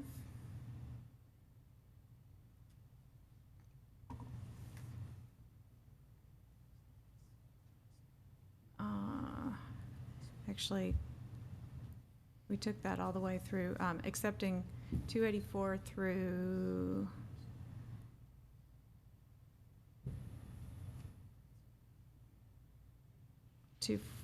345.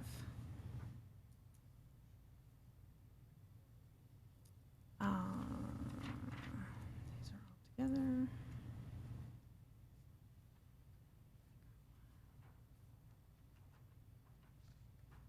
That's it. That is my motion. The motion by Councilmember Diamond with the amendments from the spreadsheet she's just listed. Do we have a second? Second by Councilmember Dippolito. At this time, I'll entertain questions and comments. Councilmember Wynn. Thank you, Mr. Mayor. Councilmember Diamond, I'm sorry, does that include the two changes OP south of Inverness on south of 120 that they talked about? Yes, those were on the list. Okay, and the VFW and Scott Road parcels. We had Scott Road parcels on this list here, number 11. And Councilmember Dippolito didn't know if that was part of the one that you just went through. It was not? I don't think those Scott Road parcels. Yes, it's changed to RS6 to RS9. So I just want to make sure that, you know, if these are incorporated in this listing, but want to make sure if this, about this one also. Okay. So do you remember which one that was? Do you know what parcels those are? Mr. Townsend? Yeah, which ones are they, Jackie?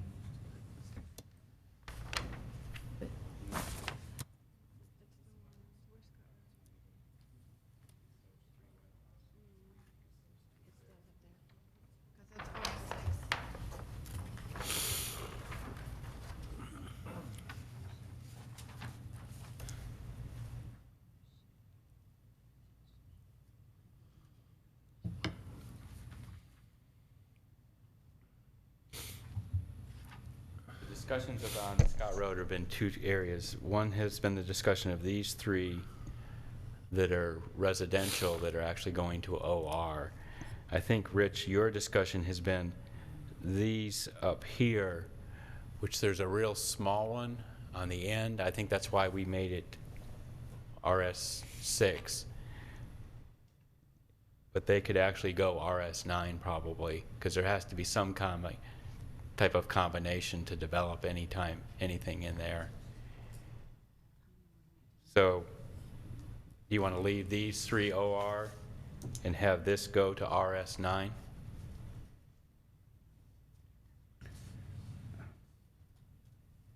Those three have been on my list 3 times. They've never shown up anywhere that they should not change. It's residential. They're currently zoned as what? Agricultural? You think these are ag, Jackie?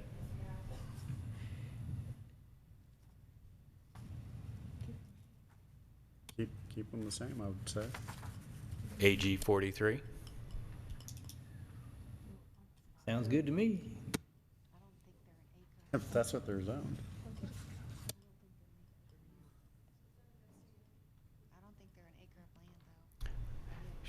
Jackie doesn't think they're an acre in size.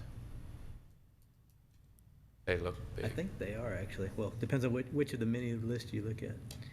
Fulton County's website shows it to be all over 1 acre.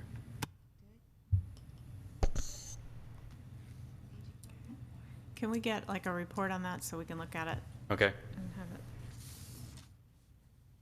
Okay, are So we, how does it stand on this motion? well, that's what I was gonna ask. The ones that were in the We're- RS9 or RS6, We're going to change these to RS9. okay, but then the other 3 we're gonna look at? The other 3 we're going to put asterisks on and discuss. Okay, thank you. So I'd like to add those parcels, if we could, on the Scott Road parcels from RS6 to RS9. Does that require an amendment? That's my amendment to her motion, to Councilmember Diamond's motion. Councilmember Diamond, do you accept that change? Yes, sir. Councilmember DiPolito, you accept that change? Yes, sir. Stands as amended.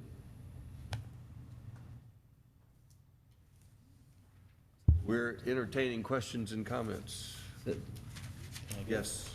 So on this list that has the yellow on top, the blue in the middle, and the purple on the bottom, are those all included or not?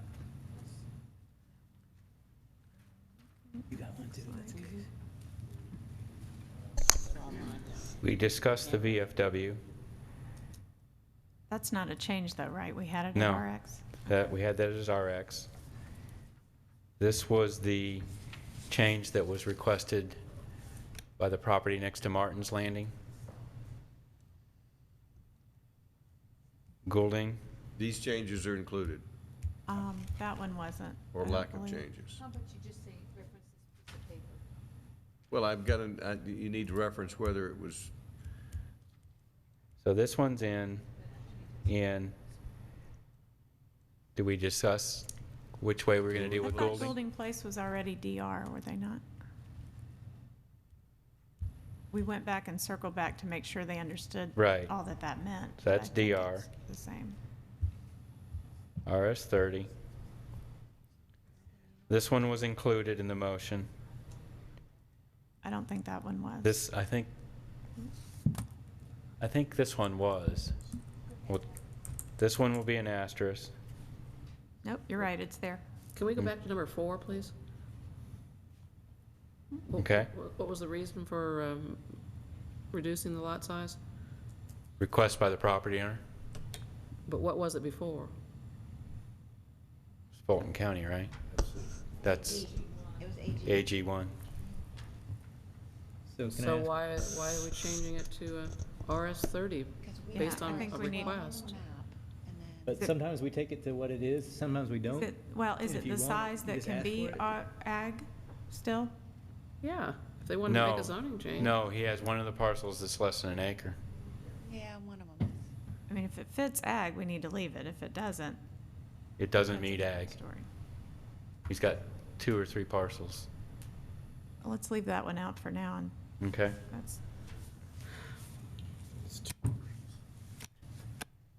If I may, the 3 parcels Councilmember Eaglehart mentioned on Old Scott Road are all over an acre, according to the GIS website and the Fulton County website.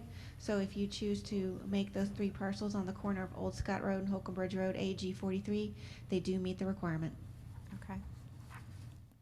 I'm fine with that. Kent, do you want to amend it to do that? That's what I've actually brought that up 3 or 4 times. So I don't Okay. know what gets on a list and what doesn't. All right. all right, do you accept that change? Yes. Councilmember Diamond accepts the change. Rich, do you accept that change?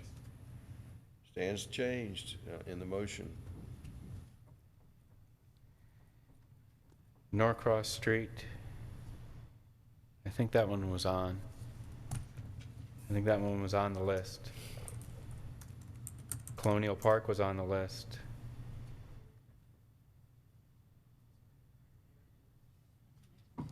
This was on the list.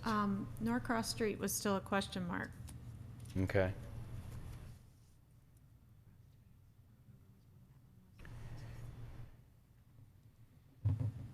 Land lot 559 is what Councilmember Price brought up. I don't know that if they were OP before, they were to stay OP. Or I-1 office to business. So you're going to verify what the actual zone? Yeah, Yes. but you said there was a discrepancy, but on the letter it says I-1 Office and Business Distribution District. Okay, so we can go back and work on that one. Okay. Number 7. Is that Grimes Bridge? CX and NX. Was that on the list? I don't know what the street address is.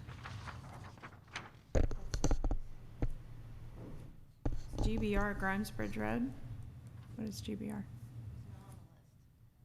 I think that was next to the Swift School, right? That was down there at the Swift School? Next to it.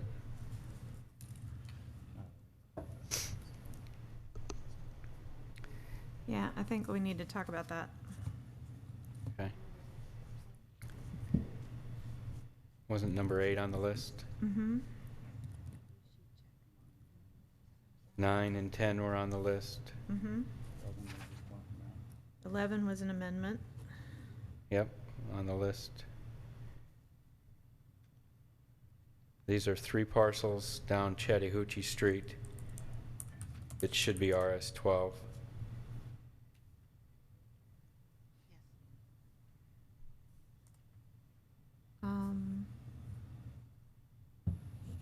What are the addresses? Do we have? Oh, I see. 403, 413, Should be what? Townhouse? 403 Chattahoochee Street. Right. Should be It's like the- RS-12? Yeah, it's They were, the parcels that didn't get included in the little rezoning you did, you know, the homes that Oh, were okay, left out right. front, need to be RS-12. Okay. I'd like to make that amendment. What I want to do is go through this whole list and let's just do it to top to bottom again, because we've sort of stretched this out.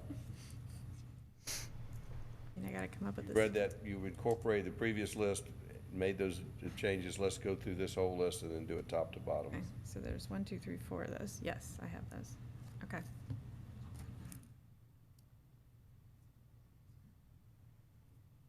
Number 13, staff's going to check on the conservation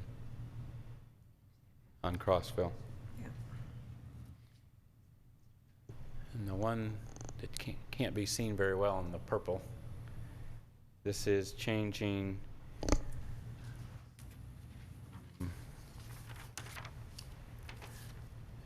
the request of Councilmember Price.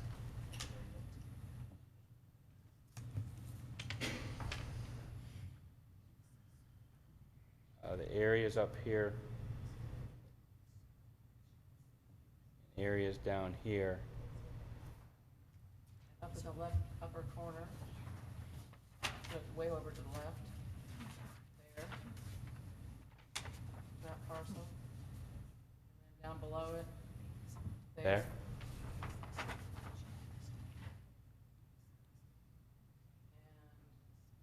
underneath. Excuse me. Oh, you already got it, okay. Oh, and the little boxy thing. That one. So what is the request on these parcels? That they have their original zone, that they have their original zoning, they're not reduced in the minimum lot size. Well, we need to know specifically what that that category would be under the current motion. Do we know? Apparently, it was Fulton County annexed. It's greater than 1 lot, greater than 1 acre, and we're putting it at R30. So I would recommend it be ag, but With the AG 40? 43. 43 is what your request is? yes. Those that Brad just circled, how does that stand with The motion, Nancy who made the motion. No, we're sure they're all meet the minimum? Or do we need to? Yes. Go back on it, okay. So that's consistent with the existing zoning? Yes. So all those parcels will go AG 43. Right, let's do this. I think we've covered the whole list. Put your list back up there, and I will hear from Nancy what her motion is on that list. It's like a. All right. My motion is to approve first reading of the UDC map for the You've Roswell. already listed the previous list, which you incorporated. Let's talk about this list, what changes you're gonna go on this one. Okay, I don't need the whole motion, but I need just the changes off the colored sheet. changes off this are there any changes off this list, and what are they? All right, I need help on this because I was scribbling back and forth. We are, I think we incorporated number 1 on the blue, did we not? Can I reference the things that Brad has checked on this blue sheet? Would that do it? No. No, okay, As long as it goes in the record, but yeah. Golden Place, these were all questions. That one we did, that one we did.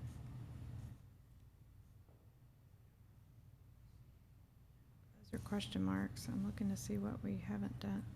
I didn't differentiate between what we've done and what we checked off here, so Nesbit. Yeah, well, that's what I was trying to go with. The checks are ones that we covered in the other one, or? Yes. Okay. And number 1, we've already done, so it's not a change. Correct? Number 1 in the yellow? Right. Number 2, We've done. that's not a change. Plus, next to Martin's Landing, north of the Shirley property. and we decided to do that? Why did we decide to do that? That's what its current R5. Oh, okay. Okay, number 2 in the yellow, AG 43 to RS 18. Is that already in the first reading? No. That would be an Yes, we're additional add- change to the first. Right, we're adding number 2 in the yellow. Adding landlocked number 2 in yellow to 638. the first reading.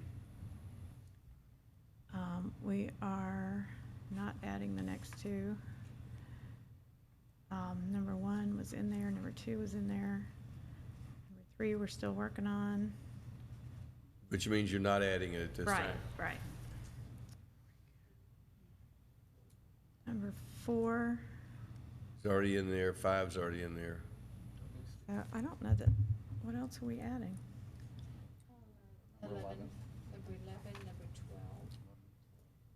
So we're just adding 11 and So 12? you're adding 11, 12. So you're adding 2, 4, 11, and 12? Is that what we're adding? 14, I think we're gonna get a list and make sure they all, Well, for the first reading, are we adding it? okay, yes. All right, so you're adding 2, 4, 11, 12, 14 to the first reading, and this list, how are we identifying this list? Brad's list? This list in my hand. The Easter Write egg. your name on it and put a date on it. There is no number 14. The purple.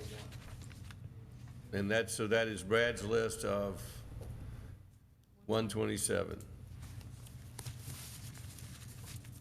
All And right, we will come that back is the with a motion. Yes, we will come back Rich, with a is that- shiny version that everybody will be able to Is that reference. acceptable, Rich? So we have a motion and a second. We're now up for council comments. Councilmember Eichelhardt. Well, as I emailed earlier today, I had a list as well, but most of them I think were in Rich's list. But I haven't gone through the whole thing to see. I know there are a couple that weren't, but I also did have some additional things. But as a couple weeks ago, the questions have been out there throughout the entire time. So if you weren't listening, I don't know how you missed it. It's not like they were sprung. Same thing. So I don't know. Several are specific to individual properties. Others are more general across the board. We finally hit Old Scott again after 3 times I put it on a list.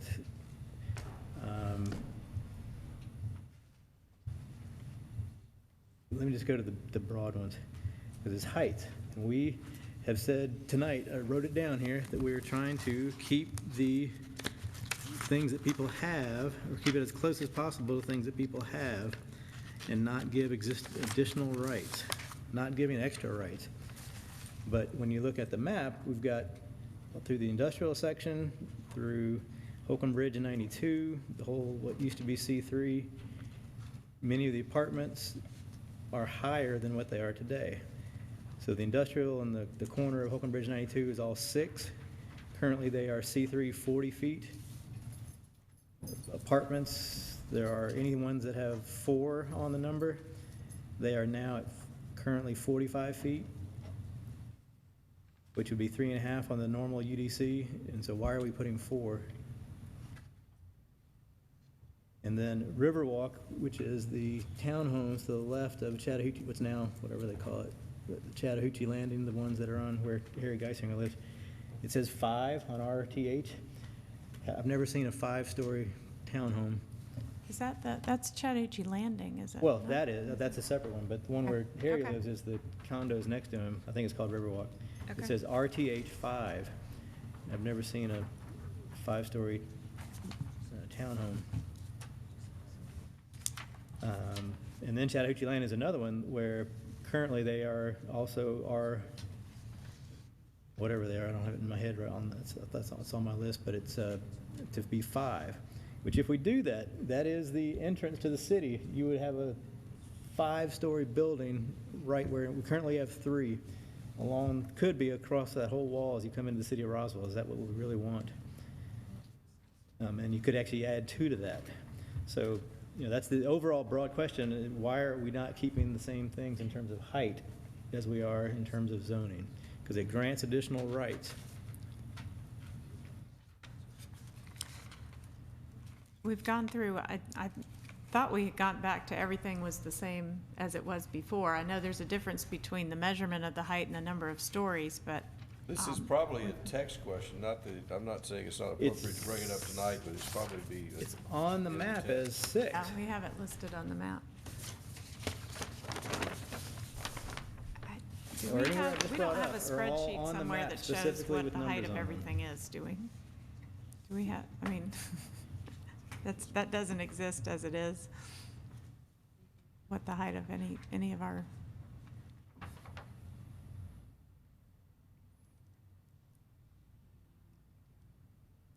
Brad, anything you can add to help this council?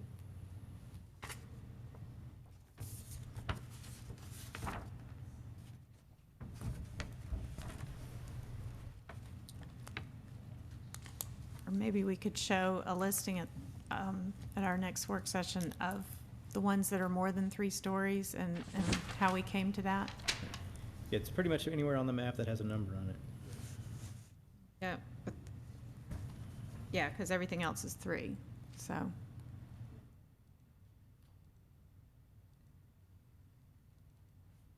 When we moved everything back, how did we go about doing that? When we went back to where we were originally? Can we take that data and make that into a report that shows how we arrived at what we have here?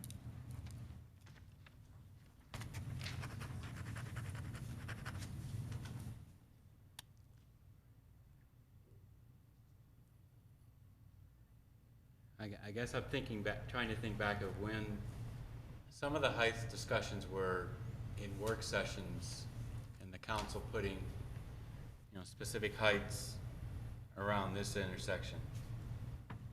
We moved these back to the 7 stories because that's what's in the OCMS and approved on their site plan. This is going up because of the commercial heavy, and the industrial is just saying, how do you get it to redevelop? And I thought this was matching the existing down there next to the river. So we can check on that height. But I did go through, you're more than welcome obviously to check, but I've checked all these and it doesn't match the existing. And if we I don't totally disagree, frankly, well, on the commercial heavy, they're making it 4, but if we're gonna follow the same idea throughout, that it needs to be as close as possible to what it is today, then that's what it needs to be everywhere.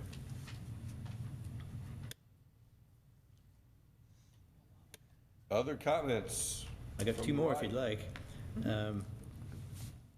Let me hit the easy one. The Chattahoochee Landing, I think, is also important because if we are going to change its zoning to allow it, right now it's proposed to be RX. That is only residential. It's mixed use, but it's only residential. If we really want to get something changed in there, is that not the one place we might actually want to have restaurants and things that could be on the river? So under what we're proposing, you could not do that. It can only be residential.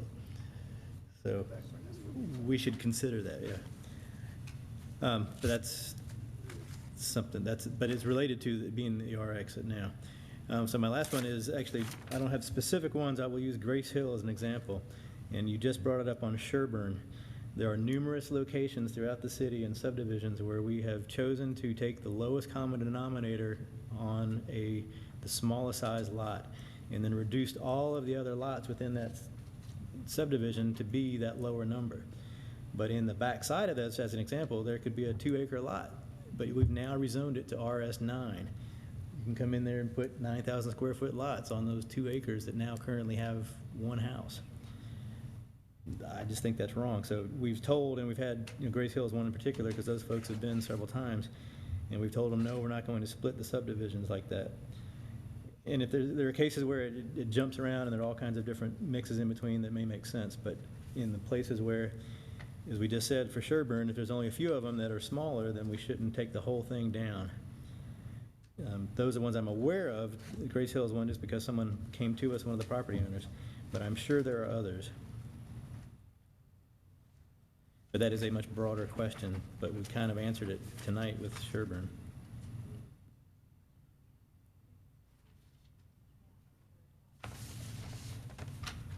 But those are my specific changes. I do have some others that I won't go through right now because I'm not sure what's on Rich's list. I did go through a number and found that they were already on there. But I will make an overall comment that I understand that moving forward and all that, and that's great. But we're not going to be ready for this in 2 weeks. At least I can't imagine we could. We can't even get the right answer what we just went through 2 minutes later. I think it's unconscionable to move forward without getting more things secured. Councilmember Price. I also had a question regarding at the very northwest tip that abuts Arnold Mill Road, which appears to be, I guess it's an NX. Well, is that considered a corridor? Is that an NX up there? What is? Fulton County commercial existing. I'm sorry, it was already commercial? It was already Fulton County's commercially zoned when we annexed it in. That's not what it looks like on the current map.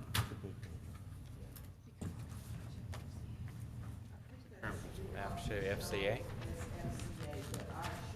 Property was zoned commercial, having worked in Fulton County for over 11 years and dealt with that.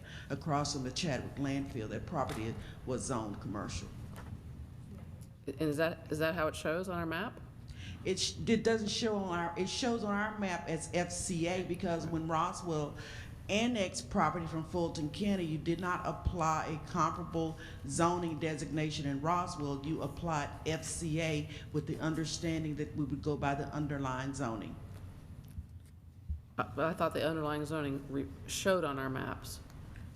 No, ma'am.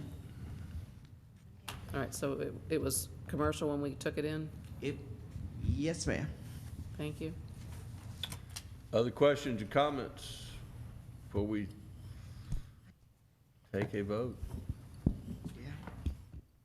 Councilmember DiPolito. Thank you. I just had a follow-up comment on the height. I guess the height has always kind of confused me a little bit why we have that at all on the map, because the height is really dictated by the height within the zoning. So I would think that the only time we would have heights listed on the map is when there is an exception in the existing that exceeds what's in the zoning.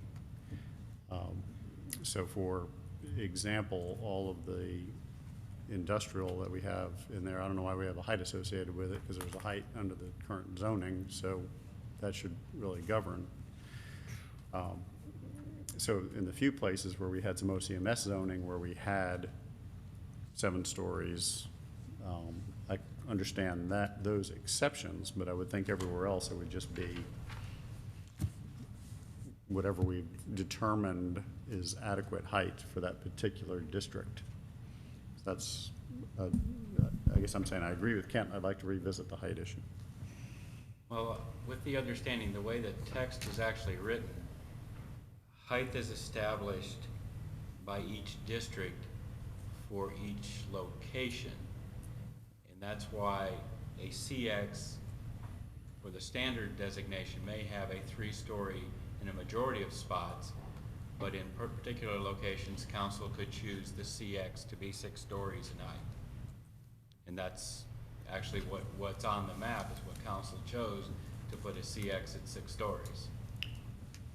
Well, I don't know that council chose that. I think that was presented to us and we never really. Yeah, we went and circled stuff.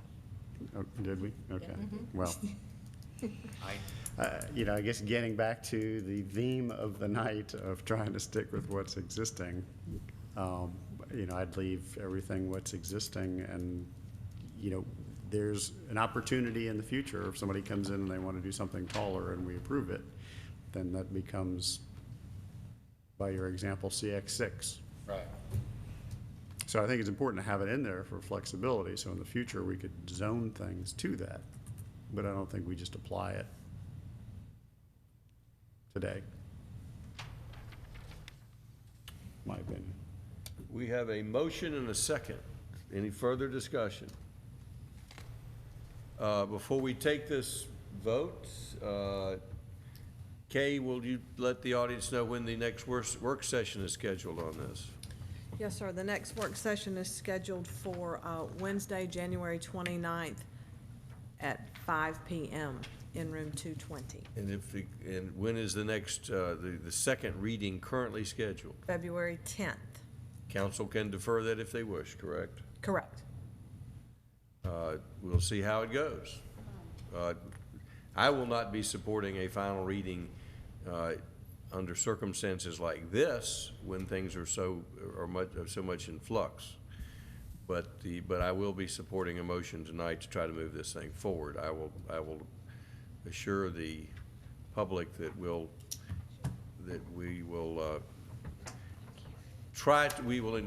we are doing everything we can to encourage council to propose all their amendments earlier in this phase. And that's why we have a work session scheduled. And I hope we make a lot of progress at that work session and that we don't have the number of amendments that we've heard tonight.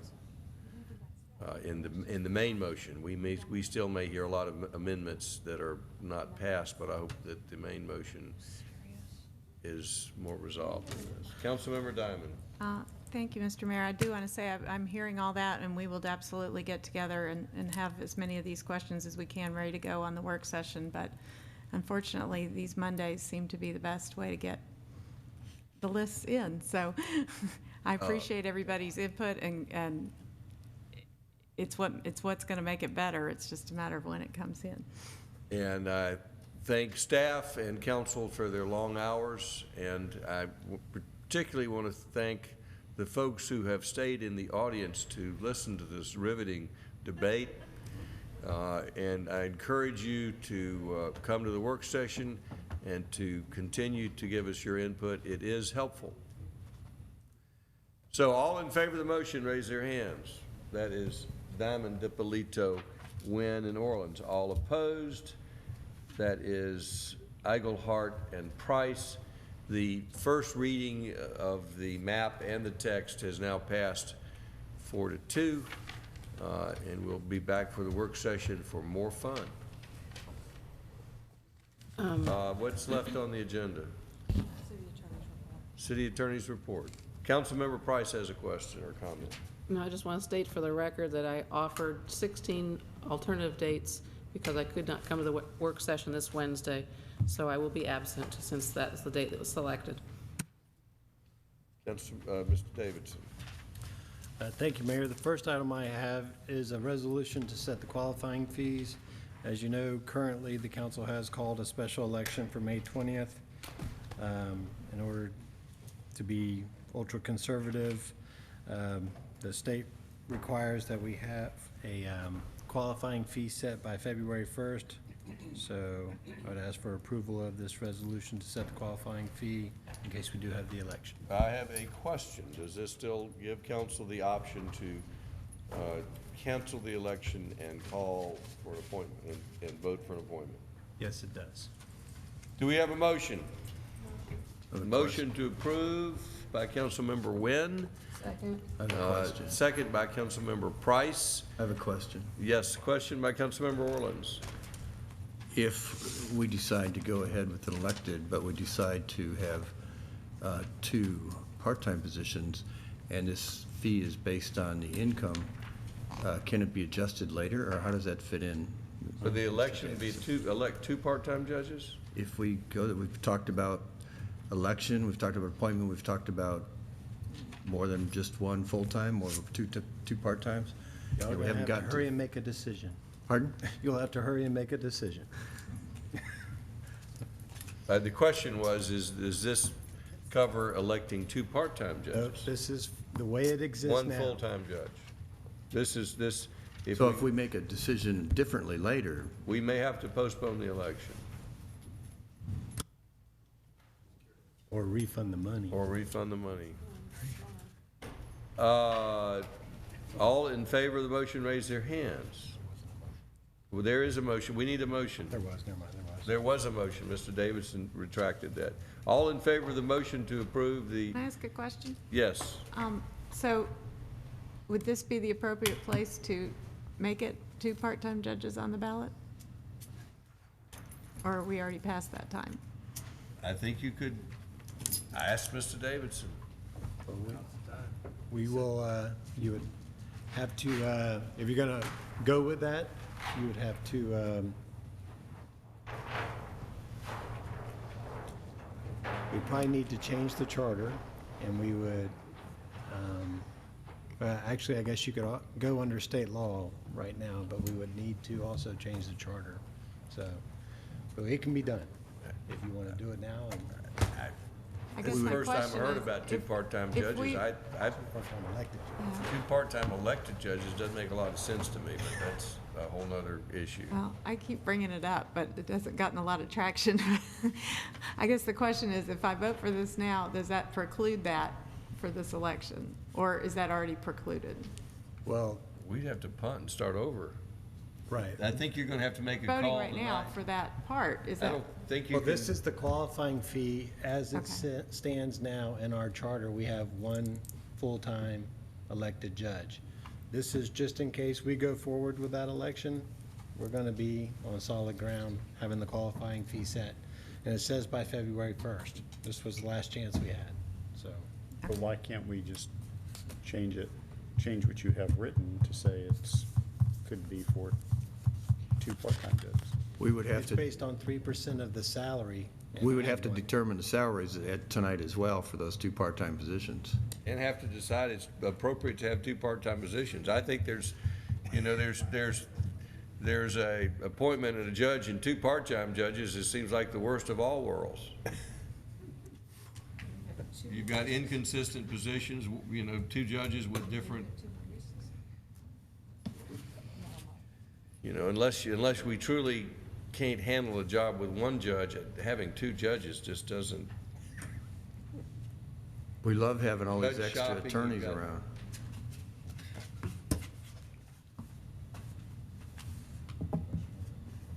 Yes, question. Councilmember Price.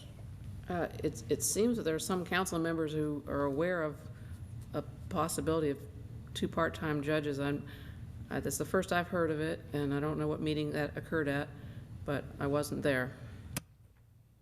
That came up at a Apparently it was a committee work meeting. session, but I wasn't Or a there work either, session. but that's. I have this problem at home too. I speak and somehow it doesn't get heard.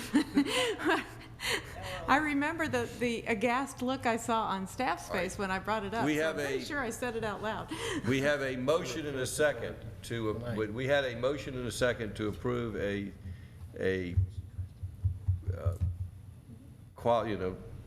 doing the qualifying fee. It would take another motion to put 2 part-time judges on. We don't have that motion yet. Right now, I have one motion, that's a motion for a full-time judge. But if And- things changed, as you said, we would have to step back to base one and start over again. Right, I'm just telling you procedurally, I have a motion to approve one full-time judge. I don't have on the floor, I don't have a motion for 2 part-time judges. No, I'd have to have a second motion, and we could vote on that if there's a second motion. No, This- the question This is is at a later required if you date. have elected judges. If you appoint, all this goes out the window. Appoint 2 part-time judges, not a Understand, but possibility. if we approve this tonight before February 1st, and sometime in the next month, we come to a decision finally on judges, and it determines to be more than one elected, do we have to start over with the whole process and That's what I understand. filing? You'd have to change the charter then, yes. Okay. So that would be a whole nother process. What I have is a motion and a second to approve the qualifying fee for a full-time judge. We can always change our minds, but we can't, I'm not sure how you can have 2 motions for. Any further discussion on the motion for a qualifying fee for 1 full-time judge elected? All in favor of the motion, raise their hands. That's unanimous. All right. We have closure. I think it's important we go forward with it. Even though it's a late hour, it's not midnight. So do I have a motion for closure? Come on, let me have a motion. Motion by Rich, second by Becky. All in favor? Just raise your hands. I'm gonna count that as unanimous. I don't, whether you voted or not.